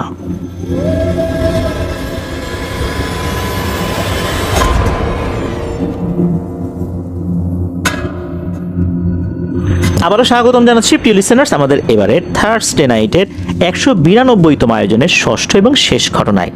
ঘটনাগুলো কেমন লাগছে তা জানিয়ে এই ভিডিওর কমেন্ট সেকশনে কমেন্ট করতে ভুলবেন না। এছাড়া আমাদের ফেসবুক পেজ আর গ্রুপ তো রয়েছে আপনাদের হরর নামে, সেখানে গিয়েও আপনাদের মতামত জানাতে পারেন। আপনাদের জানাবো আপনাদের সাথে ঘটে যাওয়া সত্য ভয়ের ঘটনাগুলো আমাদেরকে লিখে বা রেকর্ড করে afnanthehorrorworld@gmail.com এই ইমেল অ্যাড্রেসে ইমেল করতে পারেন। প্রিয় লিসেনার্স, আমাদের আফনানস বি ইউটিউব চ্যানেলে প্রতি রবিবার অমীমাংসিত রহস্যের সিজন 2 আর প্রতি মঙ্গলবার ফিয়ার উইথ টুয়েসডে কিন্তু প্রচারিত হচ্ছে। ইতিমধ্যে বেশ কয়েকটা এপিসোড হয়েও গেছে। যারা এখনও আমাদের ওই চ্যানেল সাবস্ক্রাইব করেনি তাদের জন্য বলছি, আফনানস বি ইউটিউব চ্যানেল লিঙ্কটা এই ভিডিও ডিসক্রিপশনের একদম উপরের দিকে দেওয়া রয়েছে, সেখানে ক্লিক করলে আপনারা আমাদের ওই চ্যানেলে ঢুকে যেতে পারবেন। সেখানে সাবস্ক্রাইব করার অনুরোধ করছি। প্রিয় লিসেনার্স, আমাদেরকে যিনি ঘটনা পাঠিয়েছেন তার নাম সাকিব আল হাসান নয়ন। ওনার বাড়ি শেরপুর জেলার সদর উপজেলার শেরপুর পৌরসভার দক্ষিণ নবীনগর গ্রামে। উনি কিন্তু এর আগে আমাদেরকে ঘটনা পাঠিয়েছেন। বিশেষ করে আমাদের থার্সডে নাইটের 178তম এপিসোডে ওনার পাঠানো ইফরিত রিটার্ন শিরোনামে একটি ঘটনা প্রচারিত হয়। উনি এই ঘটনাটি যখন প্রচারের পর আমাদের ফেসবুক পেজ, গ্রুপ, তারপর ইউটিউবের যে কমেন্ট সেকশন দেখেছেন, কিছু কিছু কমেন্ট পড়ে উনি মনে খুব কষ্ট পেয়েছেন। এই কথাগুলো আমাকে জানাতে বলেছেন, এই জন্য আমি বলছি। কেননা কেউ কেউ ওই ঘটনাটিকে বানোয়াট বলেছেন। এটা আসলে উনি যখন বলেছেন, স্বাভাবিকভাবেই তার মনে কষ্ট পাওয়ার কথা। এটা আসলে মানুষের পারসেপশন থেকে আসে, যেটা আমি বলি আর কি। কারণ আমরা আউট অফ বক্স যখন চিন্তা করতে যাব, তখন কিন্তু আমরা যে ধরনের ঘটনা শুনে অভ্যস্ত, সেটার বাইরে যদি কোনো ঘটনা চলে আসে, তাহলে মনে হতেই পারে যে এরকম কি আসলে হয়। আসলে এরকম হয়। আফ্রিকার এমন এমন ঘটনা রয়েছে যেগুলো আসলে আমরা জানিই না। আফ্রিকার এমন কিছু ঘটনা রয়েছে যেটা মানুষকে জাদু করে কোনো প্রাণীতে রূপান্তরিত করে ফেলে। আকাশ থেকে বজ্রপাত ঘটানো যায়। তো এই ধরনের ঘটনা যদি আমরা এখন বলি, অনেকেই চিন্তা করতে পারে যে এটা মনে হয় বানানো ঘটনা। কিন্তু দেখা যাচ্ছে যে আফ্রিকাতে এই ধরনের বিদ্যাটা এখনও রয়েছে, কিন্তু আমরা কিন্তু সেই ঘটনাগুলো পূর্ণাঙ্গভাবে পাই না। যদি কেউ এই ধরনের ঘটনা শেয়ার করে, তাহলে অনেকে এটা বিশ্বাস করতে চাইবে না, তখন তার জায়গা থেকে কোনো কমেন্ট করতেই পারে। তো এই জন্য আসলে আমরা যখনই আউট অফ বক্স চিন্তা করতে চাই কোনো একটা ঘটনা নিয়ে, এটা সবাই কিন্তু চিন্তা করতে পারি না। যার যার পারসেপশন থেকে তারা তাদের মতো করে কমেন্ট করতেই পারেন। তবে আমি বলবো যে আমরা যে ঘটনাগুলো পাই, আমাদের সম্মানিত ঘটনা সংগ্রাহকগণ অনেক কষ্ট করে ঘটনা লিখে পাঠান। তো ঘটনা কারো ভালো লাগবে, কারো ভালো লাগবে না, এটা স্বাভাবিক। কিন্তু এমন কোনো আক্রমণাত্মক কমেন্ট যেন আমরা না করি, যাতে করে মানুষ নিরুৎসাহিত হয়। কারণ একজন অনেক কষ্ট করে ঘটনা পাঠান, ঘটনা সংগ্রহ করতেও সময় লাগে, লিখতেও সময় লাগে। তো চলুন ঘটনায় চলে যাব। প্রিয় লিসেনার্স, এই ঘটনাটি মূলত এমন একটি ঘটনা, এই ঘটনাটি উনি যার কাছ থেকে সংগ্রহ করেছেন তার নামটা আমরা একদম শেষ দিকে গিয়ে শুনবো যে কে এই ঘটনাটি বলেছে। তো চলুন ঘটনায় চলে যাই। ঘটনাটি কিন্তু এই শেরপুর জেলার সদর উপজেলার একটা জায়গায়, যেটা বয়রা পরানপুর নামক একটা জায়গায়, সেখানে ঘটেছিল। সময়টা 1998 সালের শেষ দিকে, অক্টোবর থেকে ডিসেম্বরের মধ্যবর্তী কোনো একটা সময় ঘটনাটি ঘটেছিল। এই ঘটনার সাথে সম্পর্কযুক্ত যে সমস্ত নামগুলো রয়েছে, কয়েকটা নামের ক্ষেত্রে ছদ্মনাম ব্যবহার করেছেন উনি, এছাড়া অন্যান্য নামগুলো ঠিক আছে। তো চলুন শুরু করি। রাত আনুমানিক 9টা কি 10টা বাজে। ওই এলাকার নাম করা একজন রাকি সাইফুল হুজুর, উনি ওনার মেয়ের শ্বশুরবাড়ির যে এলাকাটা, এই যে বয়রা পরানপুর, ওই এলাকার কোন একটা বাড়ি থেকে ফিরছিলেন এই রুকিয়া সংক্রান্ত কাজ করে। হাঁটতে হাঁটতে হঠাৎ করে মনে হলো, যাই আমার মেয়ের বাড়ির সামনে দিয়ে যাই। যদিও বা ওই দিক দিয়ে যেতে গেলে ওনাকে প্রায় আধা ঘন্টা পথ অতিরিক্ত হাঁটতে হবে, তারপরেও উনি ওই দিক দিয়েই হাঁটা শুরু করলেন। উনি যখন মেয়ের বাড়ির কাছাকাছি চলে আসেন তখন তিনি চাঁদের আলোয় দেখতে পান যে একজন মহিলা আর একজন পুরুষ, এই দুইজনের হাসাহাসি কথাবার্তা উনি শুনতে পেলেন। ওই মহিলার কোলে একটা নবজাতক শিশুকে দেখতে পেলেন। আমরা নবজাতক শিশুকে যেভাবে দুই হাতের মধ্যে শুইয়ে নিয়ে যাই না কাপড়ে পেঁচিয়ে, ঠিক ওইভাবে এরা হাসতে হাসতে গল্প করতে করতে পাশে থেকে একটা ঝোপের দিকে চলে যাচ্ছে। উনি আরও দেখতে পান যে এই যে একজন মহিলার পুরুষ দেখা যাচ্ছে, এদের একজনের শরীর থেকে লাল আলো আর একজনের শরীর থেকে নীল আলো, মানে হালকা হালকা লাল হালকা নীল আলো এটা বের হচ্ছে। তখন তো সাইফুল হুজুর বুঝতে পারেন যে এরা তো কোনো মানুষ না রে, এরা হচ্ছে বাচ্চা চুরি করা টাহুরা জিন বা ঠোকরি জিন বা চোরাচুন্নি জিন। ওই এলাকায় এটাকে চোরাচুন্নি বলেই বেশি ডেকে থাকে আর কি। সাইফুল হুজুর চিন্তা করতে থাকেন, আচ্ছা এই চোরাচুন্নিরা কার বাড়ি থেকে বাচ্চাটা চুরি করে আনতে পারে। সেই মুহূর্তে সাইফুল হুজুরের মনে পড়ে যায় যে আচ্ছা এই জায়গায় যে আমি আছি এর আশেপাশে যে কয়েকটা বাড়ি আছে, কয়েকটা বাড়ি পার হলেই তো আমার মেয়ের শ্বশুর বাড়ি, আমার মেয়েটা তো ওখানে। আর আশেপাশে যেই ঘরবাড়িগুলো আছে এই ঘরবাড়িগুলো সম্পর্কে তো আমার জানা আছে মোটামুটি। আমার মেয়ের তো 3 মাস বয়সী একটা নবজাতক শিশু আছে, তো এই চোরাচুন্নিগুলা কি আমার মেয়ের বাচ্চাটাকে চুরি করে নিয়ে যাচ্ছে নাকি, আমার নাতিটাকে চুরি করে নিয়ে যাচ্ছে নাকি? আর যদি অন্য কোনো বাড়িতে নবজাতক শিশু থেকেও থাকে তাহলেও কি এই চোরাচুন্নিদেরকে এই বাচ্চাটা নিয়ে যেতে দেওয়া উচিত? না, এটা তো করা যাবে না। যেহেতু আমার নজরে পড়ে গেছে আমাকে তো থামাতেই হবে, নাহলে পরকাল আল্লাহর কাছে আমি কি জবাব দেব। তো ওই চিন্তা করে ওই যে চোরাচুন্নি দুইটা যে ঝোপের দিকে ঢুকেছে উনিও ওই ঝোপের ভিতরে ঢুকে যান। ঢুকে গিয়ে দেখেন যারে খুব মজা করেই এই চোরাচুন্নি দুটা ওই বাচ্চাকে মাটিতে রেখে মানে খাওয়ার প্রস্তুতি নিচ্ছে। তিনি ওই আধো আলো আধো অন্ধকারের মধ্যে বাচ্চাটার মুখটা দেখতে পেয়েছেন, বুঝতে পারেন তার সন্দেহ ঠিক এই বাচ্চাটা আর কেউ না, এই বাচ্চাটা হচ্ছে তারই আপন নাতি যার নাম রাখা হয়েছিল ফাহিম আবরার। তখন ওই সাইফুল হুজুর চোরাচুন্নিদেরকে উদ্দেশ্য করে বলতে থাকে, কিরে এতক্ষণ দাঁড়িয়ে দাঁড়িয়ে শুধু তোদের তামাশা দেখলাম রে, তা বল দেখিনি কোন বাড়ির এত বড় সর্বনাশ করে আসলি, আমি একটু শুনি। এই কথা শোনার সাথে সাথে চোরাচুন্নি দুটা যখনই সাইফুল হুজুরের দিকে তাকিয়েছে বাঘ দেখার মতো ভয় পাইছে, এমনভাবে চমকে উঠছে না। তবে নিজেদেরকে সামলে নিয়ে ওই দুইটার মধ্যে যে পুরুষ সে বলে ওঠে, এই বেটা কোন বাড়ি সর্বনাশ করে আসলাম আর কাজ সর্বনাশ করে আসলাম তার কৈফিয়ত কি তোকে দিতে হবে? তা ভাগ এখান থেকে, আমাদেরকে আমাদের কাজ করতে দেয়। তখন সাইফুল হুজুর রেগে ওঠেন এবং বলেন, ও চোরের মারার বড় গলা তাই না, তোরা আমার নাতিকে চুরি করে নিয়ে এসে তোদের ক্ষুধা মেটাবি আর আমি চেয়ে চেয়ে দেখবো, তা তো হবে না বাপু, এখনো সময় আছে, আমার নাতিকে আমার কাছে দিয়ে দে, তা না হলে এখান থেকে কিন্তু এক চুলো নড়তে পারবি না। তখন সাইফুল হুজুর এবং চোরাচুন্নিদের সাথে তর্ক বিতর্ক শুরু হয়ে যায়। তর্ক বিতর্কের এক পর্যায়ে সাইফুল হুজুর চরম লেভেলে রেগে যান। তখন সাইফুল হুজুর বলে ওঠেন, অনেক তর্ক বিতর্ক হয়েছে আর না, তোদেরকে আমি সুযোগ দিয়েছিলাম কিন্তু তোরা সেই সুযোগ নিলি না, এখন মৃত্যুর জন্য তৈরি হয়ে নে। এই কথা বলে সাইফুল হুজুর তৎক্ষণাৎ সেই চোরাচুন্নি জিন্দুটাকে সেখানে থাকা একটা গাছের সাথে বন্দি করে ফেলেন এবং সেখান থেকে তার নাতিকে তার অনুগত কিছু সাথী জিনদেরকে ডেকে তাদের হাতে দিয়ে উনি মেয়ের বাসায় চলে আসেন। সাইফুল হুজুর প্রচণ্ড রাগ নিয়ে মেয়ের বাসায় আসছিলেন, রাগ হওয়াটাই স্বাভাবিক, এই বাচ্চা নিয়ে গেল তারা বুঝতে পারলো না কেন। মেয়ের বাসায় গিয়ে দেখতে পান যে সবাই ঘুমিয়ে আছে, সবার ঘরের দরজায় বন্ধ ভেতর থেকে। সাইফুল হুজুর প্রচণ্ড রাগ নিয়ে তার মেয়ের ঘরের দরজায় কড়া নাড়তে থাকেন। যখন তার মেয়ে আর মেয়ের স্বামী দরজা খুলে বাইরে এসেছেন তখনই সাইফুল হুজুর কষে তার মেয়ের গালে একটা চর বসিয়ে দিয়েছেন। সাইফুল হুজুর রাগে এত জোরে দরজায় কড়া নাড়ছিলেন যে কড়া নাড়ার শব্দে মেয়ে শ্বশুরবাড়ির সবারই ঘুম ভেঙে গেছে। যখনই সাইফুল হুজুরের মেয়ে সামিয়া কিছু বলতে যাবে তার আগে সাইফুল হুজুর তার মেয়েকে উদ্দেশ্য করে বলে ওঠে, তোকে 5 মিনিট সময় দিলাম, এর মধ্যে 1 পাতিল পানি গরম করে রাখবি, এমনভাবে গরম করবি যেন হাত দেওয়ার মাত্র হাত পুড়ে যায়। এই কথা বলেই সাইফুল হুজুর সেখান থেকে বের হয়ে আসেন। সাইফুল হুজুর চলে আসার পর তার মেয়ের স্বামী সে নীরবতা ভেঙে বলে ওঠে, আচ্ছা কোনো কথাবার্তা না বলেই তোমার বাবা তোমার গায়ে হাত তুললেন কেন, ঘটনাটা কি? বুঝতে তো পারলাম না কিছুই। তখন তিনি কিছু একটা বলতে যাবে তার মধ্যেই সাইফুল হুজুর হাতে করে কয়েক ধরনের গাছের পাতা নিয়ে হাজির হন। তিনি এসে যখন দেখেন তার মেয়ে ওইখানেই দাঁড়িয়ে আছে, গরম পানি করতে যায়নি, তখন তার মেয়েকে আবারও কোষ একটা চড় মারেন এবং ধমক দিয়ে বলেন, এই তোর বাচ্চা কোথায়? তখন তার উত্তরে তার মেয়ে বলেন, তোমার নাতি তো ঘরে গেছে ঘুমাচ্ছে, আর তুমি বা কেন এত রাত্রেবেলা এইভাবে এসে আমাকে 2টা চড় মারলাম, আমি তো কিছুই বুঝতে পারতেছি না আমি কি করলাম, আর পানি বা গরম করতে কেন বললা? তখন সাইফুল হুজুর বলেন, তাড়াতাড়ি ঘরে গিয়ে আমার নাতিকে নিয়ে আস, গিয়ে দেখ তার শরীর লাল নীল ও কালচে রং ধারণ করেছে। তখন সাইফুল হুজুরের মেয়ে ঘর থেকে তার বাচ্চাকে নিয়ে বাইরে আসে এবং সত্যি সবাই দেখতে পায় যে এই হুজুরের কথাই ঠিক। বাচ্চার শরীর একবার লাল হয়ে যাচ্ছে, একবার নীল হয়ে যাচ্ছে, একবার কালচে রঙের হয়ে যাচ্ছে। কয়েক মিনিটের মধ্যে এরকম পরিবর্তন হচ্ছে। বাচ্চাটাকে যখন ঘর থেকে বাইরে নিয়ে আসা হয় তখন উপস্থিত সবাই খেয়াল করেন যে বাচ্চার এমন অবস্থা। সকলেই আরও খেয়াল করেন যে বাচ্চাটাকে তার নানা অর্থাৎ সাইফুল হুজুরের কাছে নিয়ে আসা মাত্রই বাচ্চাটার ঘুম ভেঙে যায় এবং বাচ্চাটা সাইফুল হুজুরকে দেখা মাত্রই অস্বাভাবিকভাবে কান্না শুরু করে দিয়েছে।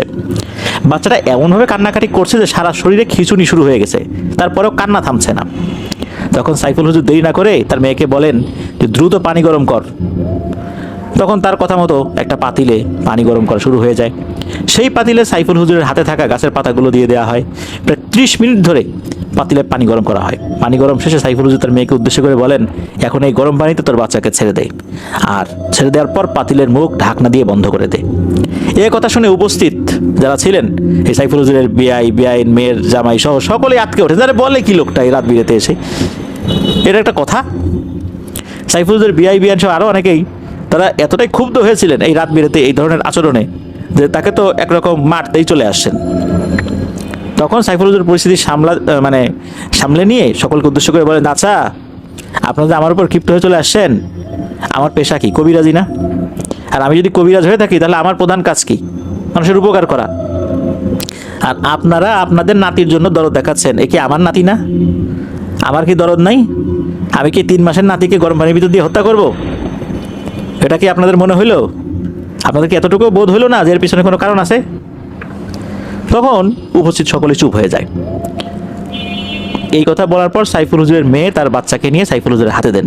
সকলে দেখতে পান যে সাইফুল হুজুরের মেয়ে এখন দাঁড়িয়ে মৃদু হাসছে এবং সে বলছে যে আমার কোনো আপত্তি নাই যে আমার বাচ্চাকে এখন এই গরম পানিতে দেওয়া হবে, কারণ আমার বাবা যাই করুক না কেন নিশ্চিত না হয়ে কোনো কাজ করে না।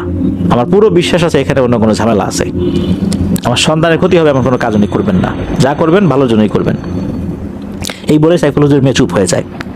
তখন সাইফুল হুজুর সেই বাচ্চাটাকে হাতে নিয়ে বিড়বিড় করে কিছু একটা পাঠ করেন, আর সেই বাচ্চাটাকে 2 পা উপর দিকে ধরে মাথাটা নিচ দিকে ধরেছেন আর কি। আর ধরে ওই ফুটন্ত গরম পানির কাছে যখন নিয়ে আসছেন মাথাটা, তখন সাইফুল হুজুর বলতে থাকেন, কিরে বাচ্চা সেজে থাকার খুব ইচ্ছা হয়েছে তাই না? যখন ওই ফুটন্ত পানিতে চুবিয়ে রাখবো তখন বুঝতে পারবি যে ঘটনাটা কি। তখন উপস্থিত সবার সামনেই সেই 3 মাসের বাচ্চা কথা বলে ওঠে। সেই বাচ্চার ভেতর থাকা জিনটা, অর্থাৎ বাচ্চা সেজে থাকা সেই জিনটা সাইফুল হুজুরের কাছে তো অনেক কাকুতি মিনতি করতে থাকে তাকে ছেড়ে দেওয়ার জন্য। সাইফুল হুজুরের ভেতরে তো প্রচণ্ড রাগ। তখন সাইফুল হুজুর সেই জিনটাকে গরম পানিতে ছেড়ে দিতে যাবে, এমন সময় হুজুরের সাথী জিনদের মধ্যে একজন জিন হাজির হয়ে যায় এবং হুজুরকে উদ্দেশ্য করে কানের কাছে এসে বলে, হুজুর আপনি যে চোরাচুন্নি জিন2টাকে গাছের সাথে বন্দি করে রেখে এসেছিলেন তারা কোনো না কোনোভাবে সেখান থেকে মুক্তি পেয়ে গেছে। আসলে আমরা আপনার নাতির খেদমতে এতটাই ব্যস্ত হয়ে গেছিলাম যে আমরা ওই দিকটাতে খেয়ালই রাখতে পারিনি, আমাদেরকে ক্ষমা করবেন। এই বলেই ওই জিনটা ওখান থেকে চলে যায়। যাওয়ার আগে সাইফুল হুজুরকে আরও বলে যায় যে হুজুর এই জিনটা আপনার কাছে যতই কাকুতি মিনতি করুক না কেন, যতই ওয়াদা করুক না কেন, আপনি কিন্তু তাকে ছেড়ে দিবেন না, কারণ আমি কিন্তু এদের বিষয়ে খোঁজখবর নিছি, এরা কিন্তু কোনো ধর্মে বিশ্বাস করে না, আর এরা কথা দিয়ে কথার বরখেলাপ করতে সিদ্ধহস্ত। ঘড়ির সেকেন্ডের কাঁটা যেমন 1 সেকেন্ড পর পর তার স্থান বদল করে, এই ধরনের জিনগুলো কিন্তু সেকেন্ডে তাদের কথা বদল করে।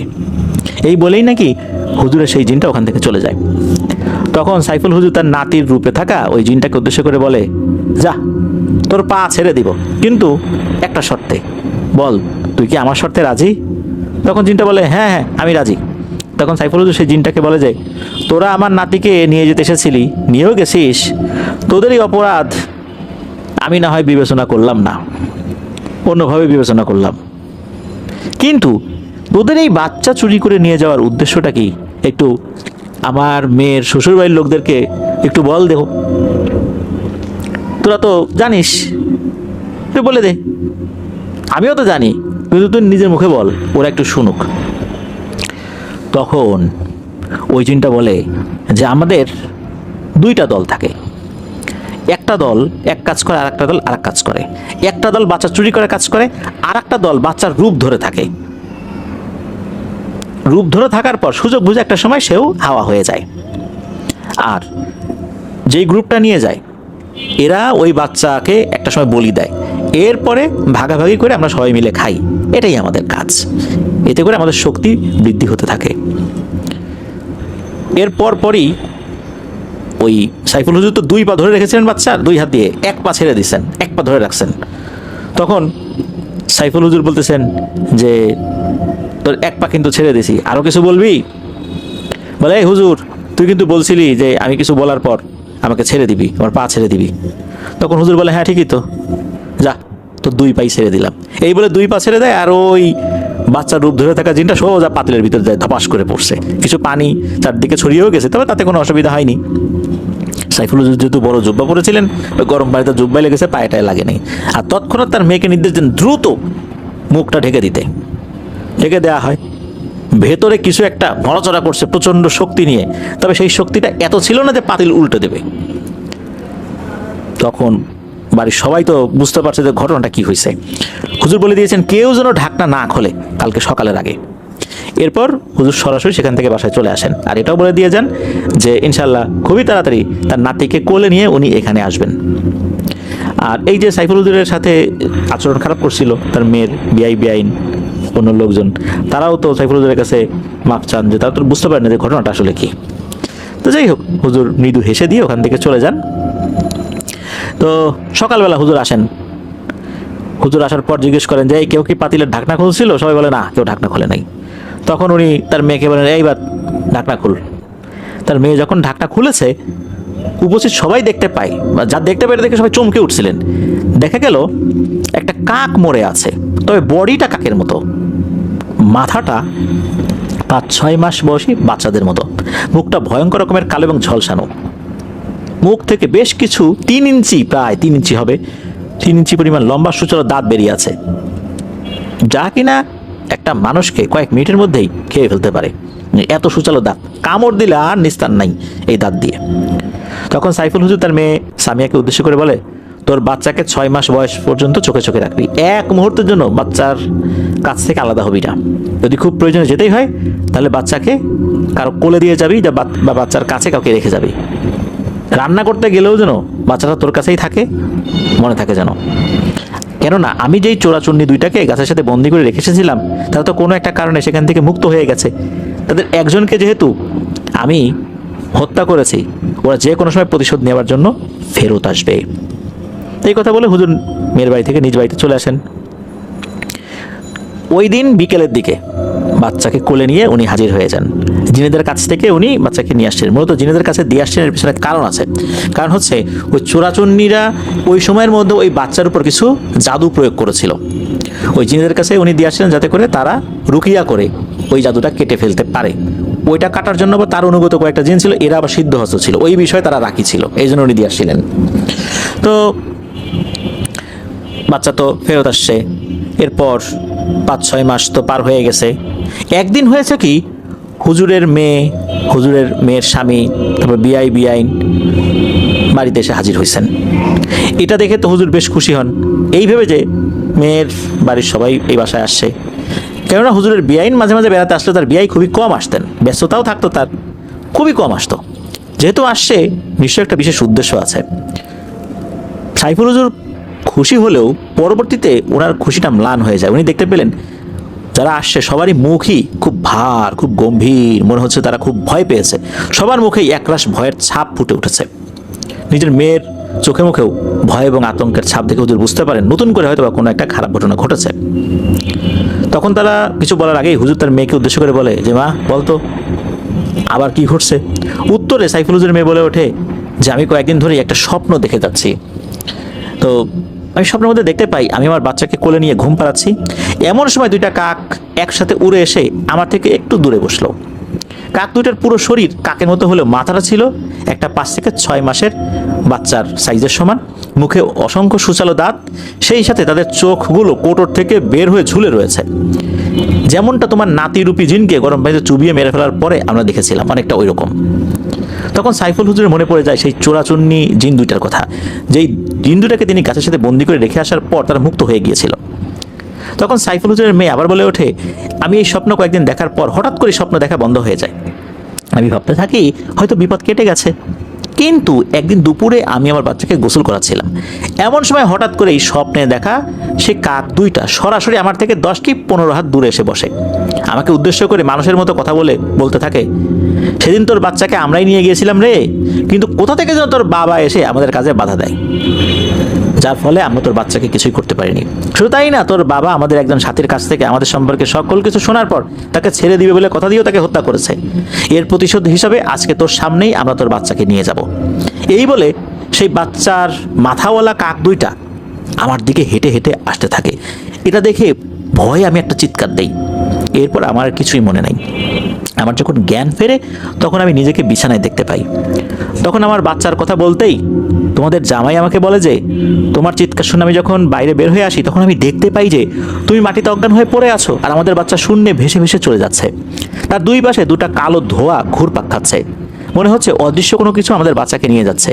এটা দেখে আমি সাথে সাথে দৌড়ে গিয়ে আমাদের বাচ্চাকে ধরে ফেলি এবং সাথে সাথে কালো ধোঁয়া দুইটার ভেতর থেকে অদৃশ্য কোনো কিছু আমার দুই গালে দুইটা কোষে চর দিয়ে বাতাসে মিলিয়ে যায়। তো এই কথাগুলো তো এই বাচ্চার মা আর কি, অর্থাৎ সাইফুল হুজুরের মেয়ে, সে তো বললো। তো এটা শুনে সাইফুল হুজুর বুঝতে পারেন যে এইটাই মূলত সেই চোরাচুন্নি জিন দুইটার কাজ।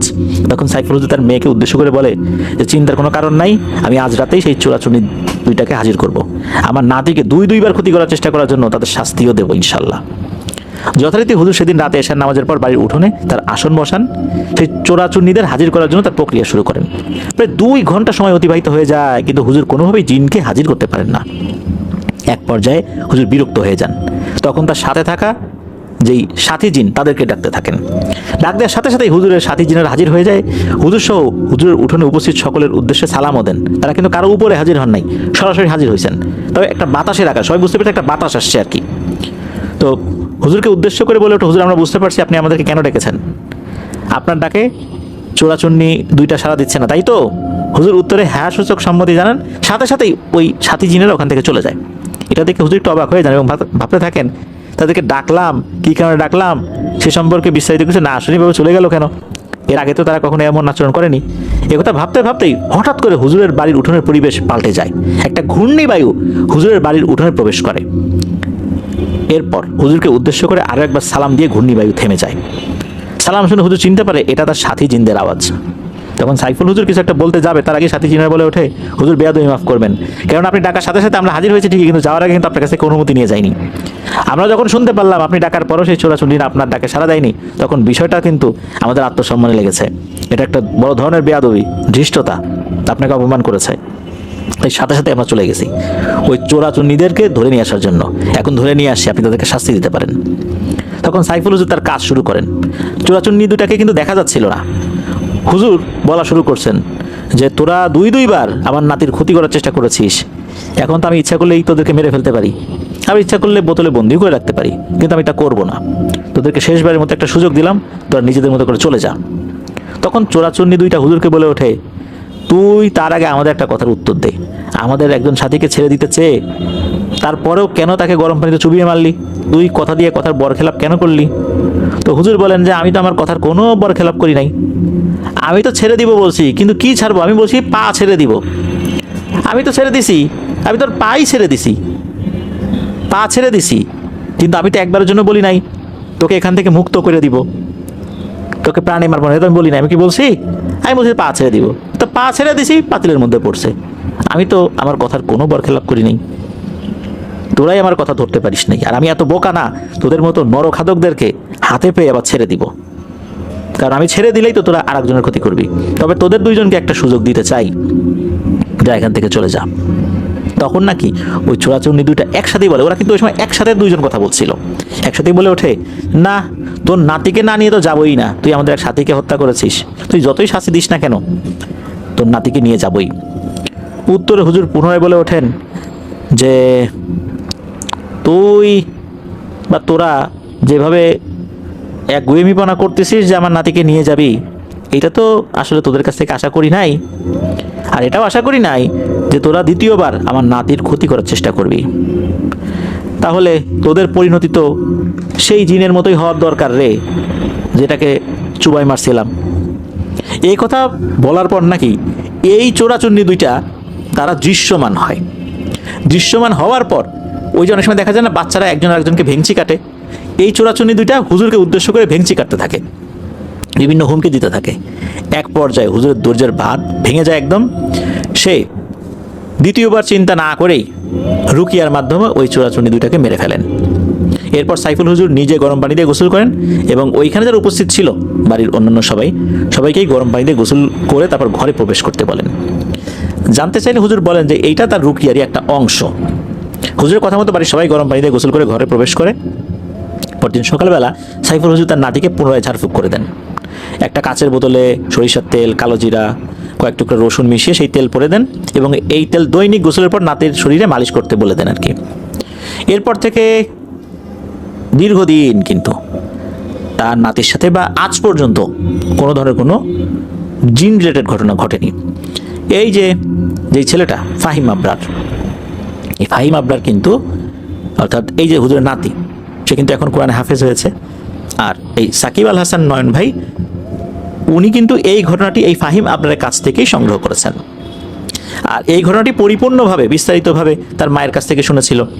হুজুর একদম শুরু থেকে শেষ পর্যন্ত তিনি মনে মনে কী চিন্তা করছেন সেই বিষয়গুলো পরবর্তীতে পরিবারের সাথে খুলে বলেছিলেন। মানে এভাবেই কিন্তু এই ঘটনাটা তার পরিবারের লোকদের কাছ থেকে বাইরের মানুষজনের কাছে আসছে। আর এখন তো আমরা আমাদের প্ল্যাটফর্ম থেকে এই ঘটনাটি সবার কাছে ছড়িয়ে দিলাম। এখানে কিন্তু একটা শিক্ষণীয় বিষয় রয়েছে প্রিয় লিসেনার, সেটা হচ্ছে যে শিশুর জন্মের পরের বেশ কিছুদিন, বিশেষ করে 120 দিন, এই সময়টা খুব খেয়াল করে বাচ্চাকে রেখে দিতে হয়। ওই সময় কিন্তু এই টাহুরা জিন, চোরাচুনি বা ঠকরি জিনগুলো কিন্তু বাচ্চাদেরকে আক্রমণ করে নিয়ে যেতে পারে। বিশেষ করে গ্রাম অঞ্চলে এটার প্রভাবটা বেশি হয়ে থাকে। এই জন্য এই বিষয়ে আমরা সতর্ক থাকবো ইনশাল্লাহ। প্রিয় লিসেনার্স, ধন্যবাদ জানাচ্ছি যারা আমাদেরকে ঘটনা পাঠিয়েছেন এবারের এপিসোডে। আপনাদের কাছ থেকে আরও ঘটনার প্রত্যাশায় রইলাম। প্রিয় লিসেনার্স, আপনারা যারা ধৈর্য ধরে পুরো এপিসোডটি শুনলেন তাদেরকে ধন্যবাদ জানাচ্ছি। ইনশাল্লাহ আসে শনিবার শনি রাতে নতুন একটি আয়োজনে আপনাদের সাথে ঘটনা শেয়ার করা হবে ইনশাল্লাহ। সবাই ভালো থাকবেন, সুস্থ থাকবেন, আমার জন্য দোয়া করবেন, আমার পরিবারের জন্য দোয়া করবেন, আপনাদের জন্য দোয়া রইল, আপনাদের পরিবার প্রত্যেকের জন্য দোয়া রইল। মহান আল্লাহ সুবহানাহু ওয়া তাআলা আমাদেরকে ভালো রাখুন, সুস্থ রাখুন, নিরাপদে রাখুন, আফনান দহর ওয়ার্ল্ডের সাথে রাখুন। আসসালামু আলাইকুম।